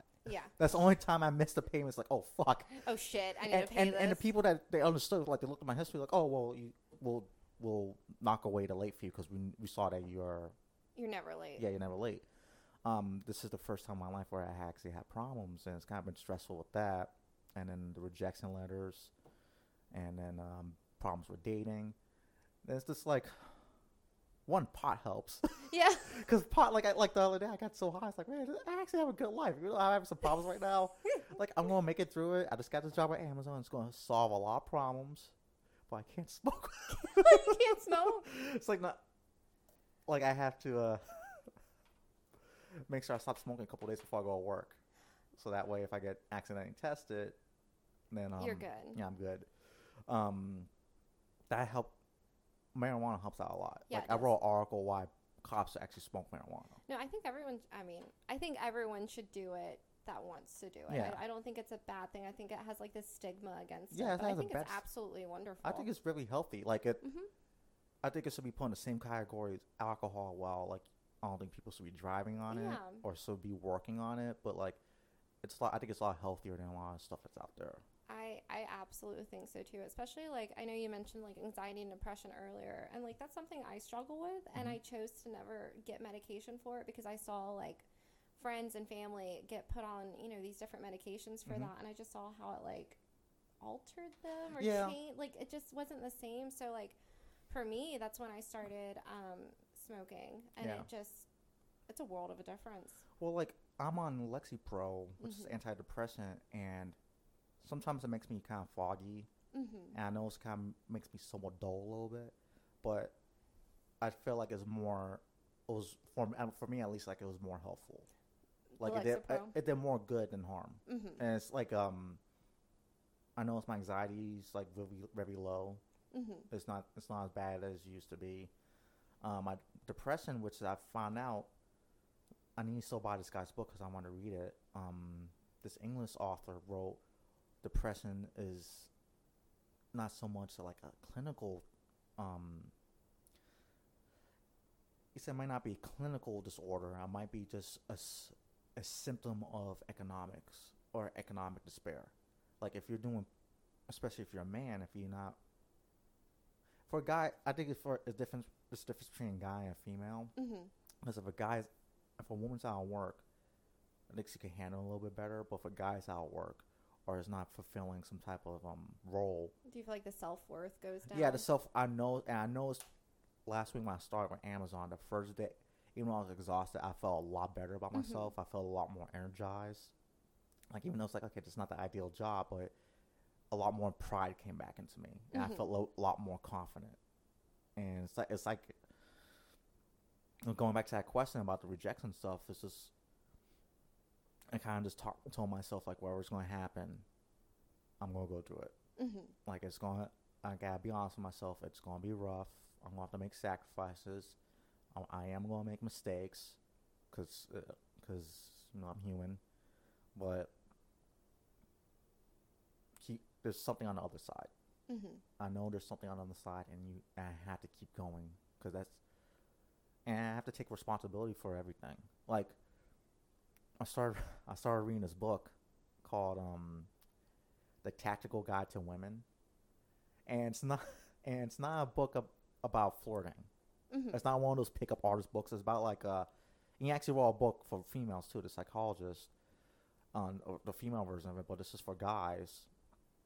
How to actually properly date someone, or actually find out, kind of be doing risk management while dating. Like, okay, you want a relationship, a good relationship, you need to address the issues I have, which I started really thinking about. Like, yeah, okay, there's some mistakes I made in relationships, so I want to make sure I don't repeat those, and also how to actually properly kind of like feel out a woman, like if she's going to have good values, if she's going to have a good head on her shoulders. And I didn't do that stuff before. So it's like nicer knowing how to like gauge compatibility more. Yeah, it's like this is like 30 is a weird time because now I'm like learning like, okay, there are a lot of good things, got a lot of bad things. How can I make my life better? And this is a time I actually address all these issues and move forward. That's a good pivotal moment. Yeah. Yeah, it's exciting though. It is, but it's also like at times it gets sad because like you actually have to address some issues. But it's actually good too. It's like then some of those issues that are addressed, like it feels like that, like it's being corrected pretty fast. You have to be honest with yourself. Yeah. And that's hard for just about everyone being honest with ourselves, because I feel like we probably lie to ourselves more than we lie to anyone else when it comes to like the reality of things. Yeah, I did not. It's not sometimes. It's not. It's not intentional. Sometimes the brain has a way it has to protect itself. Exactly. No, I think that's pretty cool. All those psychology books, I think it's interesting, but one of my friends is, I don't know if she's going to be a psychologist or a therapist. I'm not quite sure necessarily what the difference is. I know she's getting her master's now, but so we have these like little conversations, and she like gives me the whole psychologist point of view, and I think it's the most fascinating thing. So kudos to you for reading books. That was actually my bachelor's degree in psychology. Was it really? Yeah. That's pretty awesome. Because at the time I thought I was going to become an FBI profiler, and I still love psychology. Yeah. But then in this book I read by Malcolm Gladwell, He does like a lot of sociology books and like really interesting stuff. Like he takes topics in history and goes behind the scenes. Okay, this is what really happened. And he wrote an article in one of the books because he had one of his books was like a manuscript of all his articles, and he wrote about FBI profilers comparing them to psychics. And he said like they're both doing the same thing, where they're making really broad statements and broad conclusions, and to make so many of them, it's like one of them's gonna be right. Yeah. And he took transcripts of like this famous FBI profile. I read his book, and he took the transcript of one of his interviews and saying like telling like the police what to look for. It's like basically you're looking for a man who is right-handed but could use his left hand. He's tall but might be short. It was something like that. It's like he was making these broad statements. Like, wait, so it's not real? Tall but might be short. He's tall, might be short. He might be bad with women, but he has a relationship. It's like, wait, so it could be anyone. It's like, wait, it's just a very general, specific. It's not specific. That is pretty great. That's hilarious. Yeah. Do you notice things like that in the news? So, like, now that you know that, like, when you read the news or watch the news, are you aware of, like, the descriptions and things where it's like... Well, some of the... I think for a psychological profile, like, I don't think you get specific with that, but you could get specific with intent. Like, more than likely, if someone gets killed, if someone is murdered, especially as a vicious murder, it's someone that was close to the victim. Most of the time, and that's kind of like a given kind of thing. That's where you kind of learn police work, and some crimes you could tell what type of person would do it, and then some crimes you get surprised, like, oh wow, I didn't see that one. What is going on? But yeah, so how come you never went to college? I was one of those like unfortunate kids in school where like my parents broke up and it was absolutely terrible. I actually like during high school, I pretty much say I was homeless. Like I didn't really have anywhere that was mine. Like I lived with my mom for a little bit. It didn't work out. She had a move-in boyfriend that just not a good situation. Cops got involved. It was terrible. So I pretty much just moved. I would live like with a friend for maybe 2 weeks, maybe 3 months. And after high school, so like the end of high school, I was living with my mom's ex-boyfriend. Yeah, she pretty much just dropped us off at this dude's house who he didn't like her anymore, and he definitely didn't like us. But my sister and I were living there, and my mom like ended up taking my sister back, and they lived a happy life. But I'm sitting here living with my mom's ex-boyfriend. How the fuck that?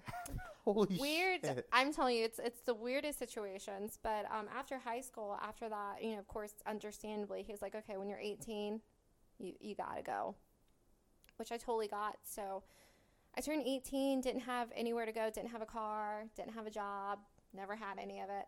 So I ended up calling one of my teachers from middle school, one of my art teachers, because I went to La Villa and DA, and I was like, hey, you said if I ever need anything to call you. Well, can I just stay with you for 2 weeks until I figure out this whole life thing?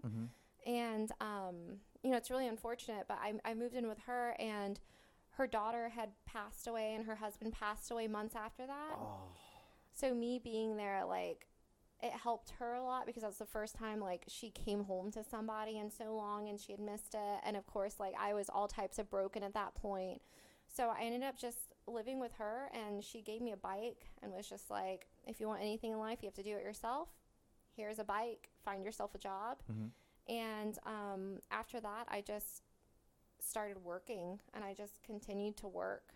And then I sort of, like, developed this mindset where, of course, it's always about who you know, but it's also like what you know, in terms of like experience goes. So pretty much when I was 18, I made the decision to like work all these different like customer service jobs and sales jobs that would give me enough of like experience to be able to go into different positions. Exactly. So that's how I pretty much wiggled my way into the software company. But that's why That's why I didn't go to school, though. It was just one of those, like, unfortunate opportunities. And, there's people who have situations worse off than mine that still get themselves to school, but I just didn't have that drive at that point. Yeah. At that point, it was just like, let me just work. You just want to take care of yourself. Exactly, and see where this takes me. So that was pretty much it. Well, my friend's wife, I mean, like, observation, like, she got her GED. Mm-hmm. And when I was working for Disney, and he still works at Baptist South, she was making more money than both of us. Not combined, but, like, yeah. At the time I was working for Disney, I was making $52,000. He was making around 40, and she was making around 56 or close to 60. And she has a GED, and she just worked her way up.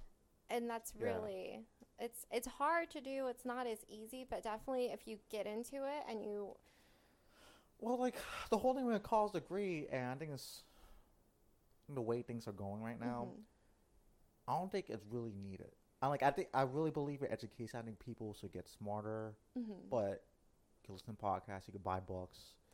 It's a lot of good and intellectual people actually talking out right now. Like, you can actually listen to their lectures for free if you want to, or do what you did, was go on YouTube and listen to some guy in a gym shirt, like, let's get pumped up, ledgers. I'm gonna have to send this to you. I want to see who this guy is, but there's a lot of jobs, and like me and my other friend, my old cop buddy, his wife used to be a news producer, and then just moved back to Atlanta, and she wanted to get like just any job. She don't want to do news producing anymore because they have a child now. So she wants to kind of have a normal schedule, and he's making good money where he can support both of them, but she just wants to work. She's having a hard time finding a job, even though she's educated. She's a college-educated woman. Producer, meaning that she has to be a boss. She has to manage a whole bunch of reporters. She has to manage the news. But it's like that doesn't even matter right now. Yeah, it's like, then with my situation, it's like, while the business was going down, I was applying for jobs, and I was going on these interviews, and some of these guys like, well, why do you make your own business if you think it's going to fail? I'm like, because I want to take a risk. You're still in the same job your whole life, and you just sat at the desk, and now you questioning me why I want to go into the world and find stuff out. But it's just it's a weird time. Like, I honestly don't think, like, there's a lot of these jobs, a lot of, like, entry-level jobs or managerial jobs that you don't need. You just need experience. Like, you actually did the work before and you know what you're doing. I think that's really what it is. I know for me, like, my experience with people has been, like, my saving grace for, like, all the jobs I've been at. Because at the end of the day, if you, I don't want to say if you're a good person, but if you can, well, that always helps. But if you can, like, communicate with people and, like, connect with people and have, like, that rapport with people, any company or any business is going to want that because they want the rapport. They want that relationship between, the company and the customer. And that's pretty, I think customer service is where it's at if you're wanting to. I think especially today where everything's becoming more automated, robotic, people still want to talk to a person. It's because a person can get more things done than a voice like, oh, press 1 or press 2. Everyone hates that. Everyone hates that. No, give me a person. I need to talk to a person. 0, 0, 0. I haven't tried this yet, but I read somewhere where those recordings, if you say, like, fuck, shit, if you pretty much, like, just start cussing them out, they redirect you to, like, a manager or a customer service rep because they sense that you're angry and they want it to be resolved. So I haven't tried it yet, but maybe the next automated service, I'll just start screaming fuck into the phone. Fuck you people. And we'll see where it goes. Put on Quentin Tarantino movie in the background. Just, oh, wow, that person seems pissed. Okay. Since we're like an hour and a half into it, we're going to go into the question time. Oh, wow, has it already been that long? Yes. Look at that. Right. Questions. Like I tell everyone, if you feel uncomfortable with one of these questions, you don't have to answer. Some of them are going to get a little personal, but like I said, you don't have to answer. That sounds good. All right. Where's my pen? So I can. Here you go. There it is. So I can knock it off. All right. Given the choice of anyone in the world from any time period, who would you want as a dinner guest and why? Ooh, a dinner guest.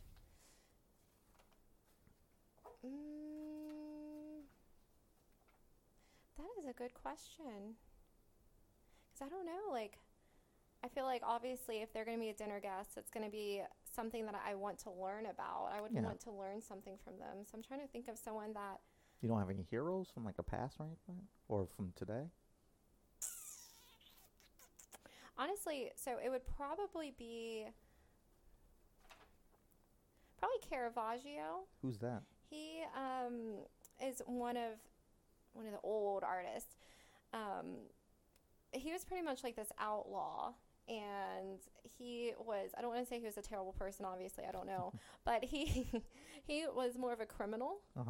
And did these beautiful paintings, and that's how he would get out of like his death sentences and everything else. It was pretty much like, fuck you, I know I'm this person, I know I've done these terrible things, but let me paint this for you. So I think it would be really nice to like have dinner with him, and of course like learn the ways of the paintbrush like he does. But also hear about, you know, just all those crazy stories, like why did you do that, and how did you wiggle your way out with this painting? Like I would just love to hear all that. What time period was that? Caravaggio, you know, I couldn't tell you. An art history major, that's terrible that I don't know, but he let's pull him up real quick. Caravaggio.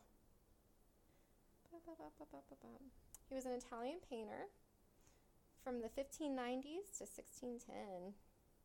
Or I guess that's when he was in Sicily, but Italians. Yep. So that was him. They don't give a shit. Yeah, so hold on, I can pull up one of his paintings. They're all dramatic. They're all like allegorical, like mostly religious paintings, but I mean, you've probably seen this one before. Yeah, I think I saw that in the Louvre. Yeah, it's Caravaggio. That's it. I did see that I want to have a drink with him. Okay. What would constitute a perfect day for you?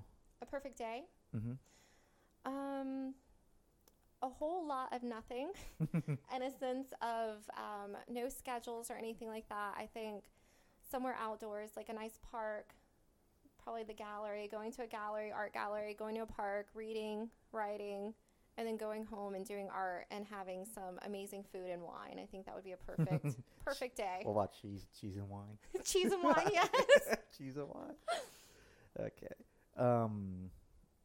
When did you last sing to yourself or to someone else? Sing to myself? Yeah. Oh my gosh, I car sing all the time. I sing around Jimmy John's too. Really? I don't hear you. It's super quiet. You're sick of yourself. I'm pretty much whispering to myself, but no, I'm a car singer and I'm a shower singer, and yeah, and I'm the type of person, I like sing the instrumental parts. So even if I'm not singing the words, like I'm just like doo doo doo, like I'll just go ahead and so yeah, that counts. I got a thing like, I think I pay more attention to instrumental parts than actual words. Really? Because there was there was a song I really like, by Breezer. No. The title of the song is called Breeze Blocks, and it's by starts with A. Well, anyway, like it's a really cool theme, and at the time when I was with that girl, like, hey, this is a song I think about you too, and I was like, because it kept saying I love you, of course I love you, and stuff like that. It's like, did you really actually listen to this song? It's about kidnapping a girl, and using breeze blocks to hold her down. I'm like, well, oh, that's cool. I still like this song. All right. If you reached the age of 100 and have the choice of retaining the mind of a 30-year-old or the body for the last 60 years of your life, which one would you want? Oh, goodness. Probably the mind of the 30-year-old. Why? Because, like, I mean, it'd be nice to have the body and be, like, able to do things and to enjoy to do things. But then, like, I just feel like the mind is really where it's at. Like, look at Stephen Hawking. Yeah. And people like that, I think I'd rather be able to perceive the world and understand the world and be able to, you know, still have that input and be able to say things, even if I can't, you know, move around and do the cha-cha slide or whatever at that age. I think I'd rather be able to... Well, it's like what you said with Stephen Hawking. This was amazing. Mm-hmm. Well, the thing is, he was supposed to die 2 years after he got diagnosed, and he died when he was 70. It's like, and he died like being Did you read his books? I haven't.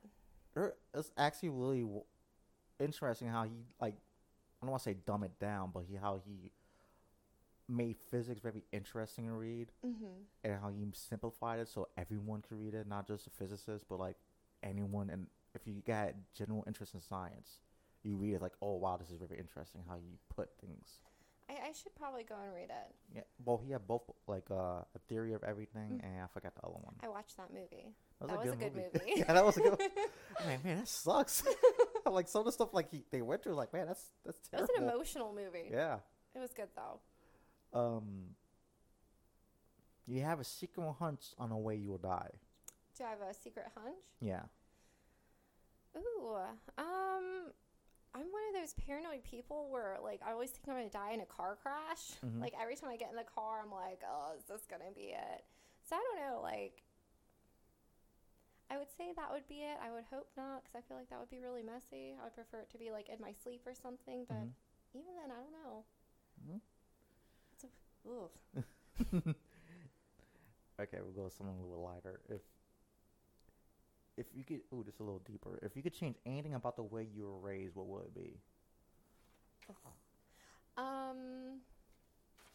Actually, it's actually really funny. So I was thinking, not necessarily about that, but I had like a similar like mind like train of thought before I even came here. I was at Panera reading this book, but I guess let's rewind. So like growing up, my parents were very dysfunctional. My parents were actually 20 years apart. Oh, wow. Yeah. So it was more like... It's a big difference. And my dad, he's Vietnamese. And, my mom had me when she was 17. Yeah. My dad was 37. So that was pretty much like her dad, the type situation. Yeah.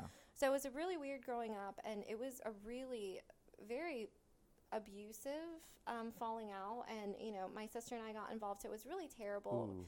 Cue the homelessness and everything else. So I had it really pretty rough growing up, but of all the things I would change with what they taught me or how they raised me would be not even anything that happened, but it would just be about beliefs. Like I think like Toltec wisdom is absolutely amazing. I think the way the Toltecs live, it's just... Who are the Toltecs? The Toltecs, it's like the Mexican... they were like the artists and dreamers of their time.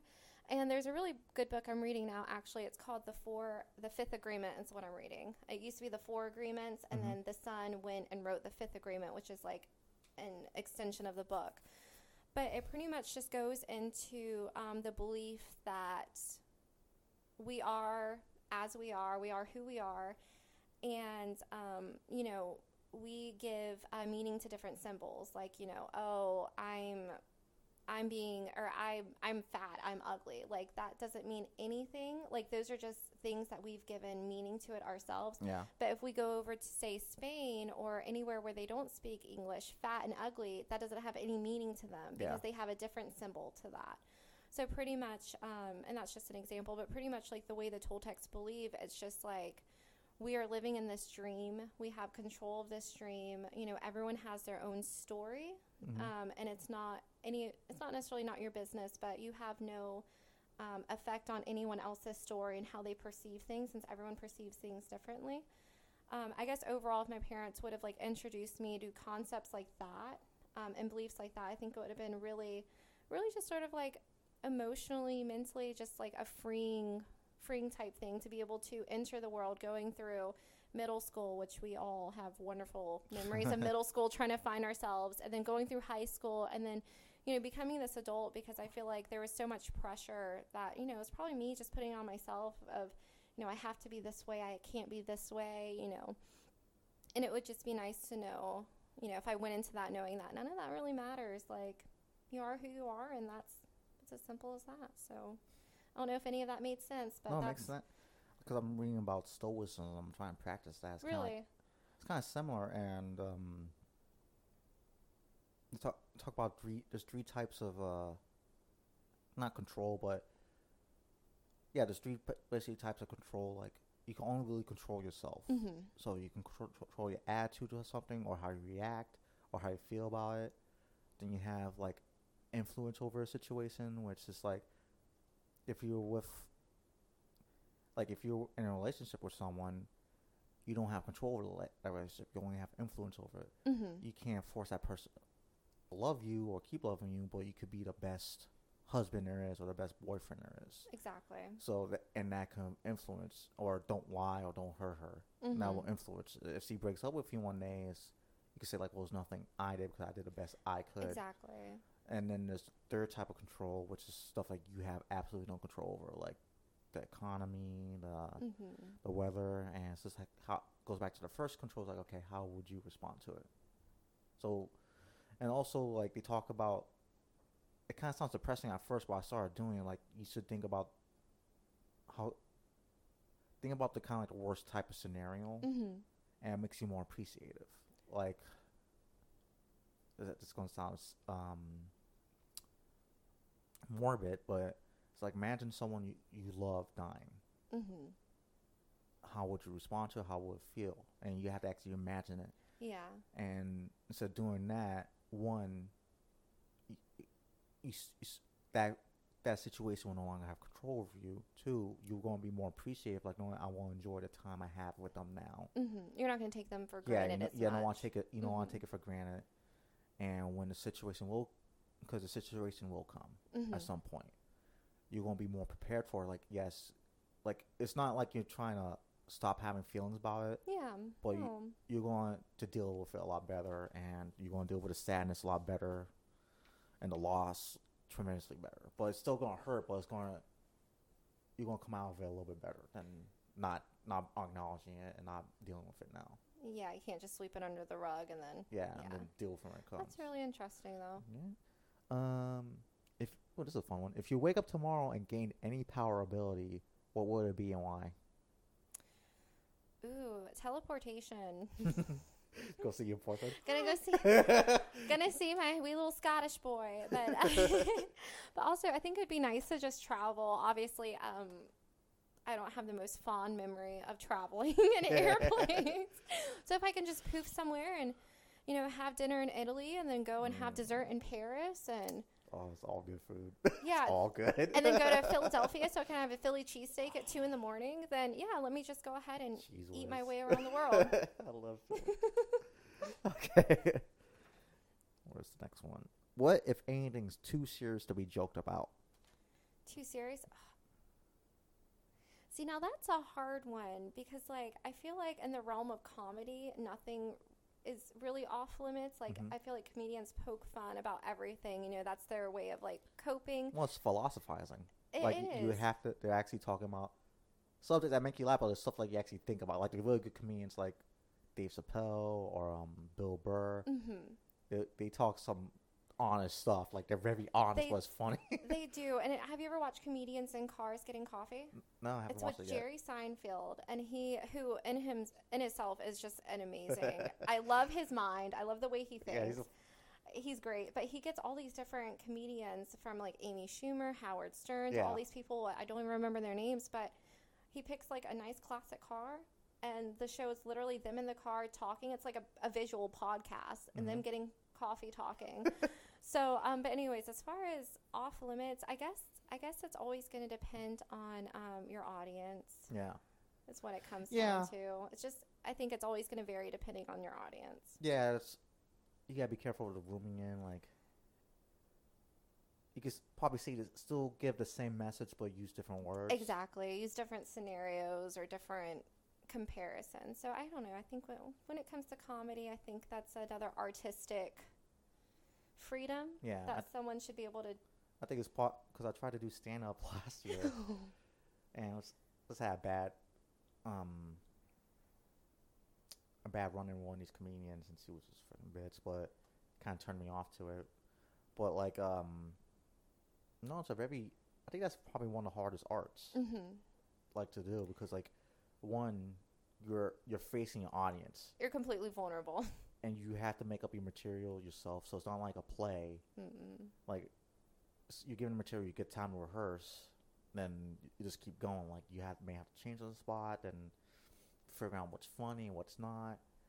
So I think that's probably one of the hardest forms of art. Absolutely, because you have to read your audience, and that's a big audience. You could have so many people in the room, and you have to like not only be able to present your joke, but be able to look at everyone, engage their reactions, to be able to know, should I lay off that joke? Yeah.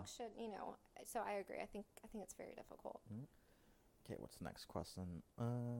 If you could travel in time into the future or the past, which will it be and why? I think this would go back to probably like the early Renaissance. Yeah.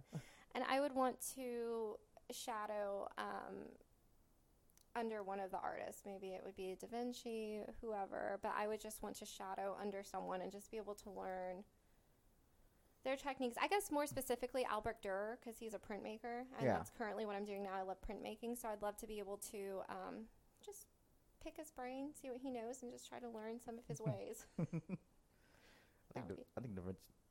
Ooh, sorry, a little gassy. I think Da Vinci would be cool because not only did art, he did science, he did architecture. People. He did those things before anyone else would. I read his book. Like, it's not what you think when he dissected people. It's not like a modern day morgue. Mm-mm. It was underground because that was where it was cooler. And he had to keep it a secret. Yeah, and it was still rot. They were still rotting, so everything smelled. It's like, I imagine the smell underground with dead bodies. And he still went down there. It's like, okay, well, this is a capillary. And drew it. He just sat there during the smells and everything else. It was just dissecting, like, okay, this is the artery. Yeah. Like, the guy was a genius. Okay, when was the first time you fell in love, and how did it begin? So that's a weird one, because I think there's different types of love. Of course, you have like the puppy love. You have like the love that you fall into when you're in a terrible place in your life. Oh, that's a good way of looking at it. And the love that you just fall into because you don't want to be with yourself. You know, like I think I'll go with the healthy side of it. Yeah. So the first time I fell in love, and the healthy type of love where I love someone because I actually love them, not because I needed to hide from myself or lean on anybody, or feel validated. I think that's another thing.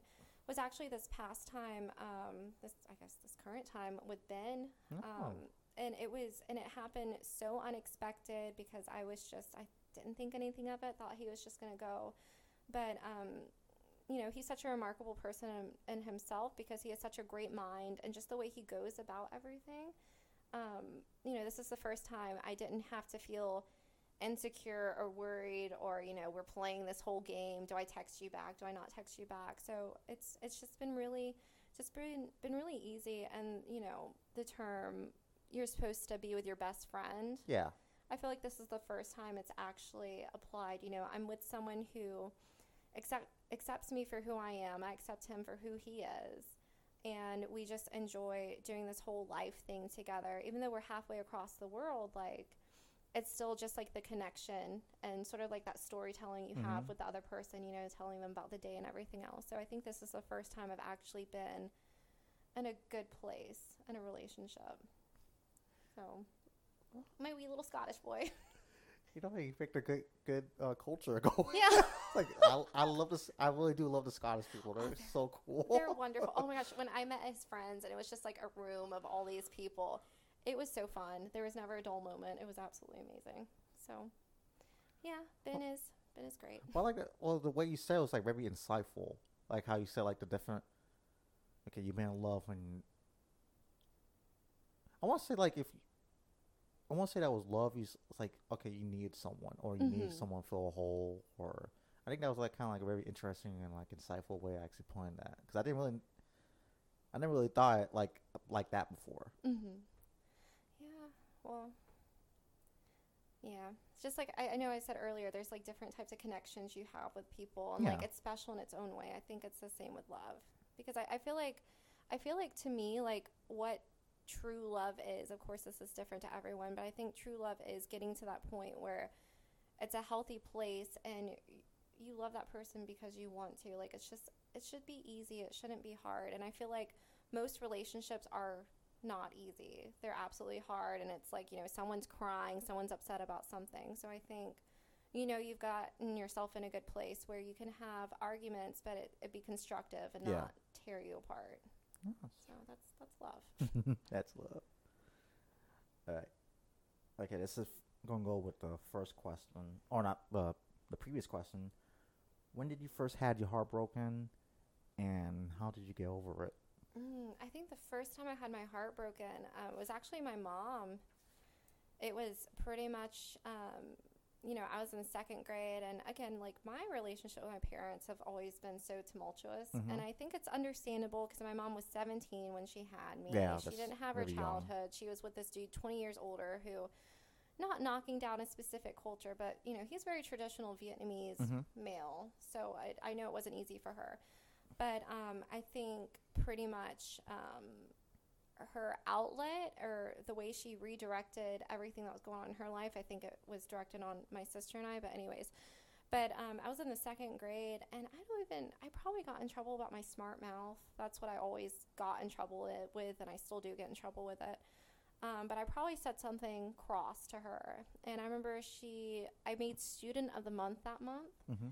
And so I had like my picture in like this apple, and she had it like in the living room, in the dining room. And it broke my heart because she started screaming at me, which was normal in my household. But she picked up my picture and told me I would amount to nothing and spat on it. Holy shit. So in the second grade, having your mom spit on this picture. So for me, that was like the first time I had my heart broken. It's one of like my oldest memories, which is terrible. But I think pretty much the way I coped with that, I was a second grade. I think honestly the way I coped with it at first wasn't great. I spent so many years like insecure, hating myself, like not being comfortable in myself because it's one of those things like, this is my mom, like, and this is how she thinks of me. So I pretty much adopted that same mindset. But I think as I got older, and it actually wasn't until recently, until I turned 18 and became like more independent, where I started coping with it in a more positive way, and that those people's opinions and ideas of you shouldn't be your own. And that's when I started living a healthier lifestyle mentally. So I don't know if that really answers that question. No, but it does. that's pretty much that. Well, I think this is the way you want to answer it, Yeah. so it does.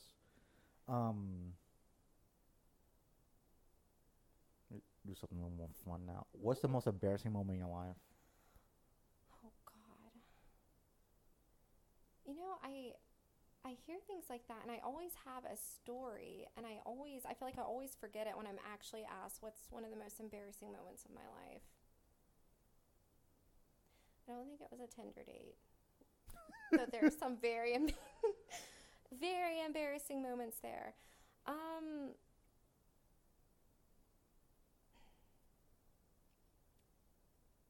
So I'll tell you this one. It's not the most embarrassing moment of my life, but Casey. Yeah, so Casey. Casey. so you'll appreciate this because it's a Casey story. So Casey and I have been friends since 6th grade, over half our lifetimes.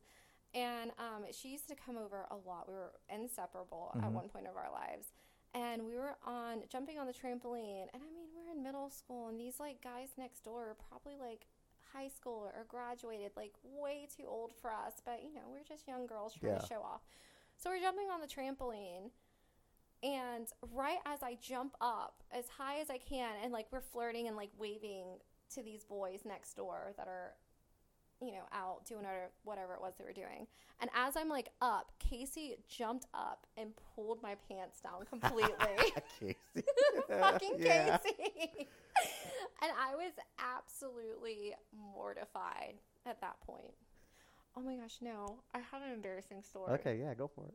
This one's disgusting. Okay. It's so TMI. I hope you don't gross you out too much. Software job.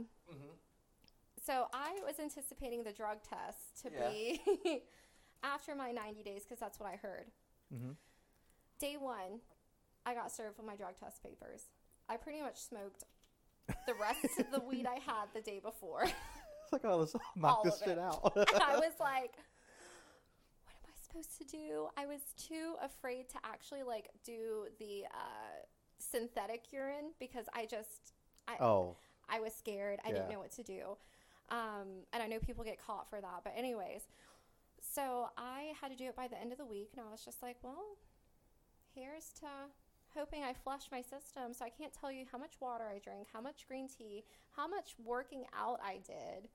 Everything you could read on the internet. So that morning, it was the morning of my drug test. I woke up. I peed 3 times that morning. Yeah. woke up super early trying to get like everything out, you know, that first pee out. And then I drank 3 water bottles on the way from my house in San Marco to Jack's Beaches. And I figured that's ample time, water, everything else.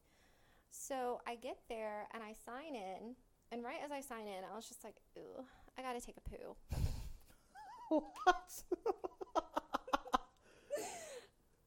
But after I signed in, that's when they let me know. Okay, you're under watch. You can't go to the bathroom. You can't leave. You have to pretty much sit there. And I'm like, oh, okay. So I'd never really taken a drug test before, so I didn't really know what to expect. So finally they call me back. They give me my little cup, and they're like, you can't flush. You can't do anything. We have to come in and inspect it all. And I'm like, cool. I'm already nervous because I didn't think I was going to pass. So I go, and I can't pee because I had other business that I needed to take care of, and I'd already peed 3 times that morning. So pretty much like I knocked on the door because you have to knock on the door for them to open it. I knocked on the door. She's like, oh, you know, did you have any luck? And I was like, no, but I have to go number 2. And then she just like closed her eyes and took a deep inhale, and she was like, okay, well, you still can't flush. And then she's like, if I can be honest, can we just try to make this like at least a little productive so you can try to like get a urine sample while that's going on? And I was just like, I'll try my best. I'll save you too many details, but I'll just leave it at I was meal prepping and I was having corn every day. I was also in the middle of a detox. Like, oh my God. You know it's bad when your own shit smells bad. And then someone has to come in there after you, like, oh, well, you did shit. I didn't piss a drop. All that work. I had to knock on the door. And the lady opens it. I was like, I am so sorry. Oh my God. She comes in, and pretty much, you know, after that, I was told to go back in the lobby and just wait until I actually had to pee. So I sat there for another 20 minutes until I had to pee, and I felt like when I actually went back to pee, everyone knew. So that was probably the most embarrassing moment of my life. Well, did you pass the drug test? I did, thank God. I'm going to try that if I have to do a drug test. Like, you could pass a saliva drug test if you just stop smoking for like a day or 2 days, something like that. But if I'm being told like at the end of the week, like, oh, well, start pissing, Pee until you can't pee anymore. Drink that water, drink that green tea, and work out like crazy. Ugh. So, yeah. So that's, sorry if that was TMI. No. But well, let me tell you a funny story. This is an embarrassing story. When I went to tell an embarrassing story, a couple months ago, me and my friend went to the beach at night around 6 o'clock, and we ate a couple of mushrooms. And we ate, it was a small dose where we felt good, but we weren't tripping out too bad. And I got all friendly, and we went to this nice bar, what's it called, Ocean Club. Went there, and yeah, I think that's what it's called. That nice hotel with so we're in there, and we got a couple of drinks, and I'm in t-shirt and gym shorts, and he's in shorts and a t-shirt. So we all look like we should belong there. And we started talking to this group of people, this group of women, because I was trying to hit on this older woman, and she wasn't doing it. She wasn't interested in me, and her mom was one of the women in the group, and we were talking to her, and she told us like this little embarrassing story, like. It's like, yeah, back when I was in 20, I was like so excited. This guy, we were talking to the dog, and we kissed, and I accidentally did I think I peed myself a little bit. and she felt embarrassed, and like I wanted to try to make the situation better. Like, well, let me tell you an embarrassing story. At my dad's wedding when I was at 15, my cousin brought her friend. My cousin brought her friend, and we started dancing, and she started rubbing it up against me with her butt, and I got a full-on bone. And my friend is looking at me like, you told her that. He walked away. He walked away. And I'm like, what? What did I say? The other 2 women look at me. The mother is just dead quiet. Like I had a full-on boner. They're just sitting here like, I was told the story like it was a normal day. Then like later we met up and we went to Tijuana, not Tijuana Flats, but the Flying Iguana because we went there, started dancing. But me and him went to go sit at the bar. Were they there? Well, they came to before we left to go to Tijuana, not Tijuana, Flying Iguanas because they came there afterwards, and I danced with them a little bit. I was at the bar before we left. We still at Olsen 60. And this nice guy bought these drinks for these women's drinks that were sitting right next to us, and the bartender I thought was really cute. But I thought she was on my league, and she might be one of those girls that likes rich men. Mm-hmm. So like I didn't give a shit at this point. I was still on marijuana, so not marijuana, but I was on mushrooms. And he asked the girls like, "Hey, would you want me to get you guys a drink tonight? I would like to offer you a drink." And it's like, "Oh yeah." I'm like, "What about me? What about my drink?" What about me? And I yelled it out. It's like, "I could tuck it in if you want." And they just looked at me, and I'm the only one laughing. My friend's laughing, but he's nervous laughing, like a bear's laughing. I'm just fucking laughing. Like, I could tuck it in for you. Just get me a drink.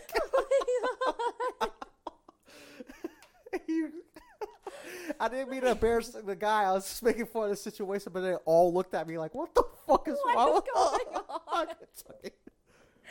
That is wonderful. My cheeks hurt. My cheeks hurt. I've been good. laughing so hard. All right, well, let's face massage. all right. What's the most terrifying moment in your life?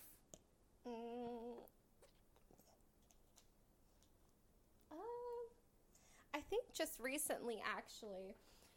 So last Friday at the hotel, we got these.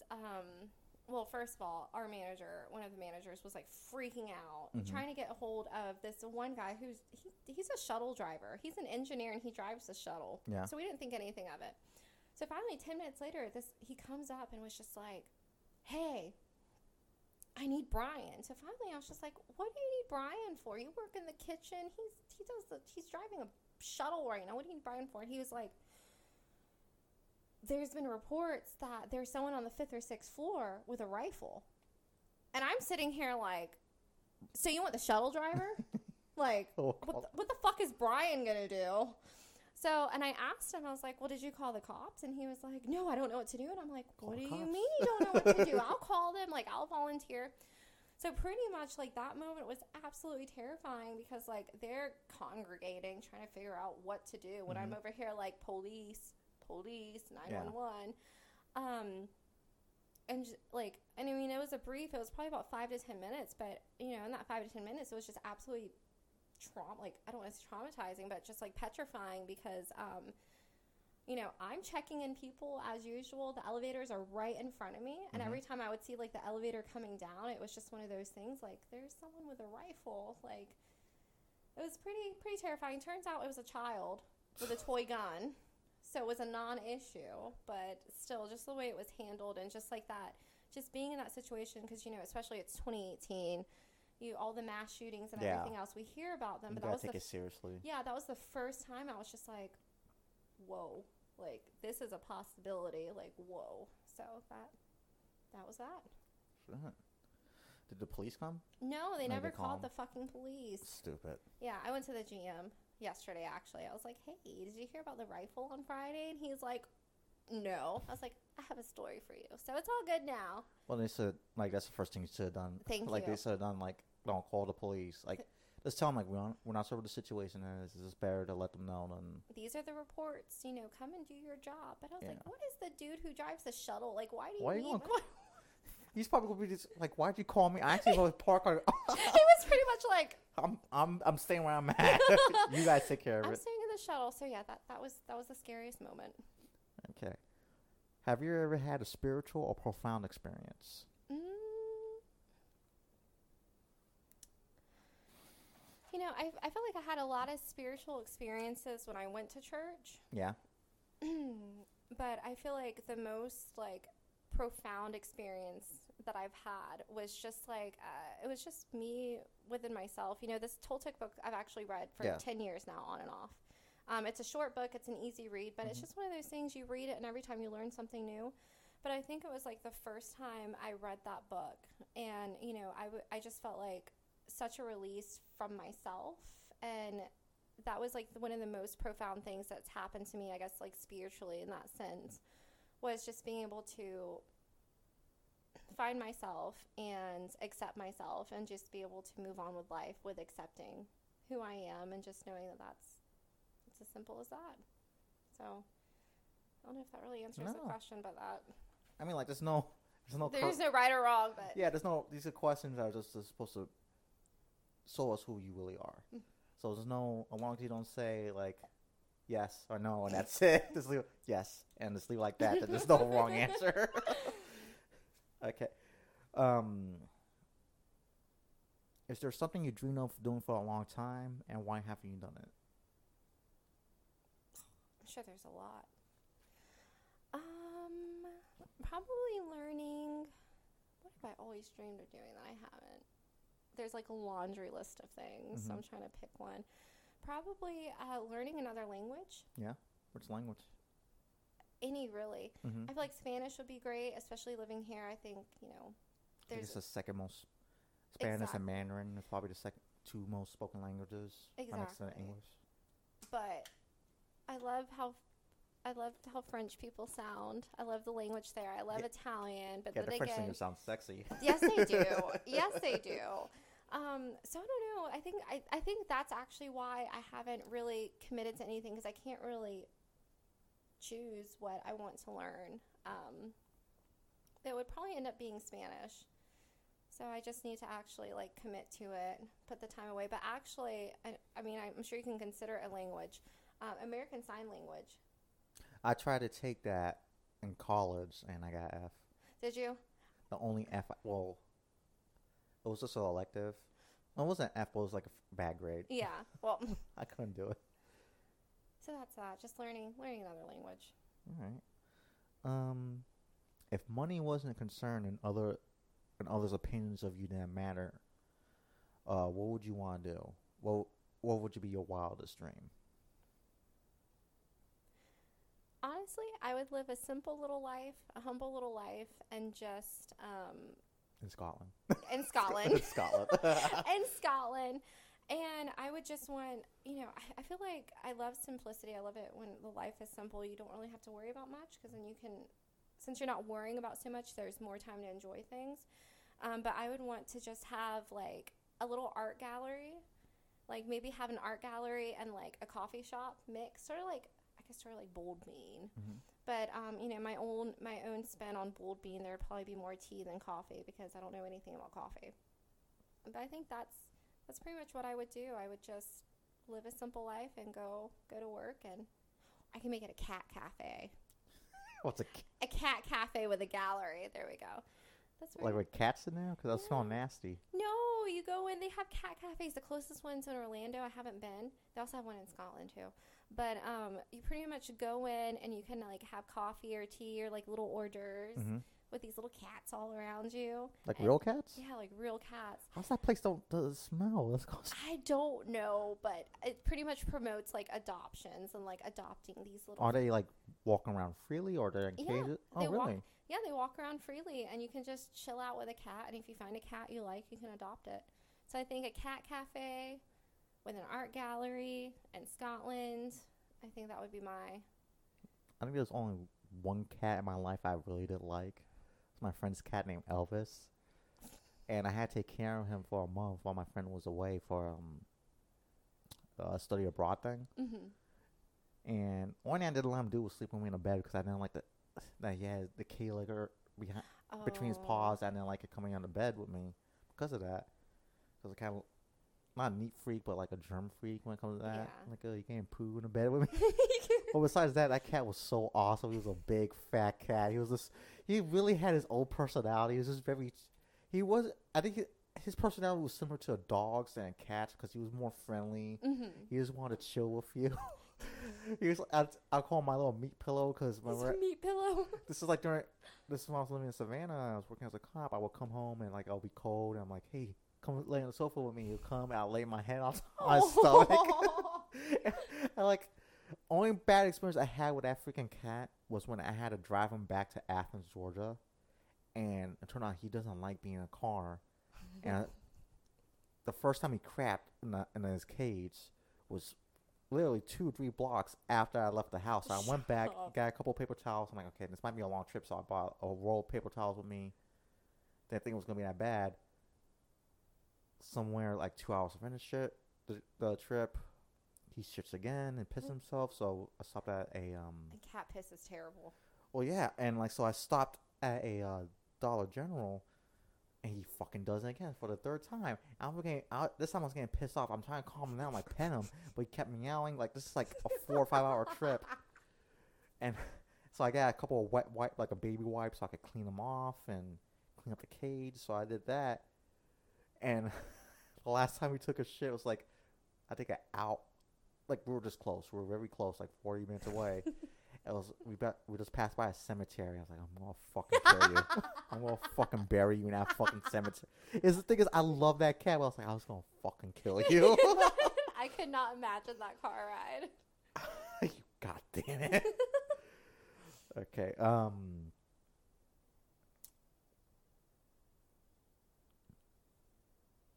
What is your most treasured memory? Let's see, my most treasured memory.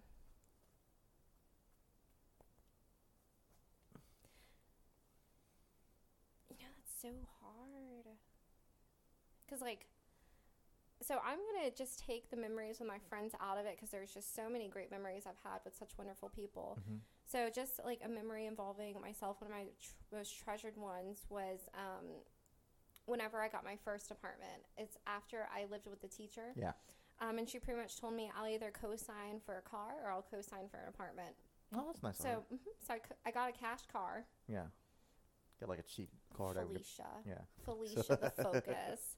That was my girl. So I had Felicia, and then 6 months after that, I got my studio apartment, and it was nothing glamorous. It's actually off Old St. Augustine Road. Oh, shit. By where the Publix is, and okay, Loretto. Yeah, exactly. So I lived there, and it was this little 500 square foot studio apartment. And I think one of my most treasured memories was actually going in there the first time and being able to say, that I finally have a home. Even though it was home for me living with Miss Mac with my teacher. But something of your own. Exactly. Because I had spent, so many years not really having anywhere to live, but that was the first thing that was mine, to live. So I think that's one of my most treasured memories. So, yeah. Okay, what roles does love and affection play in your life? I feel like big roles because I'm such an emotional person. Are you into the Myers-Briggs personality? Mm-hmm. Well, I am an INFP to the T. Super, so intuitive. What is it? What's N? Neurotic? Pretty much. Neurotic. But no, pretty much INFPs, we're just so sensitive. So I feel like being such an emotional person, I crave love in every form, whether it's just people, friends, everything. So yeah, for me, it plays a giant role. I feel like that's another reason I wasn't happy with the software job. Yeah. Because I love person-to-person contact, even if it's short encounters with people. Yeah. I just love that. And when I didn't have that, I felt super isolated, and I didn't have those opportunities to see people, connect with people. And to me, seeing people, connecting with people, that's a form of love. So I sort of need it to not be grumpy. Yeah. I don't know, I can never do a job like that. I need to talk to people. Yeah, I need to talk. I have to have some type of interaction with people, because if not, I'm so not going to be a happy person. And I wasn't. Okay.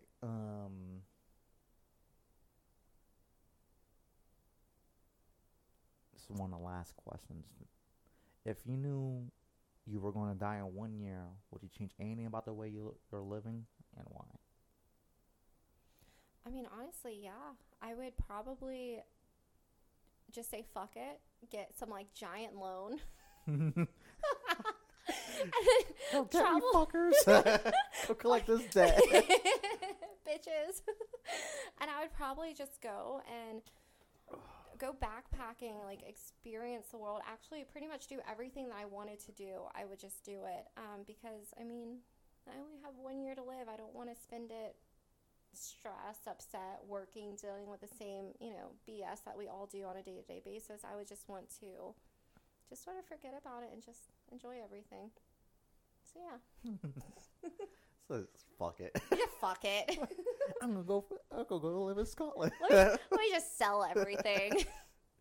Okay, this is the last question. Okay. What is the worst thing you have ever done, and what is the best thing you have ever done? So it's basically 2 questions in one. See, that's hard. I feel like I've done a lot of terrible things to people, whether it was intentional or not. I feel like I've made a lot of terrible decisions.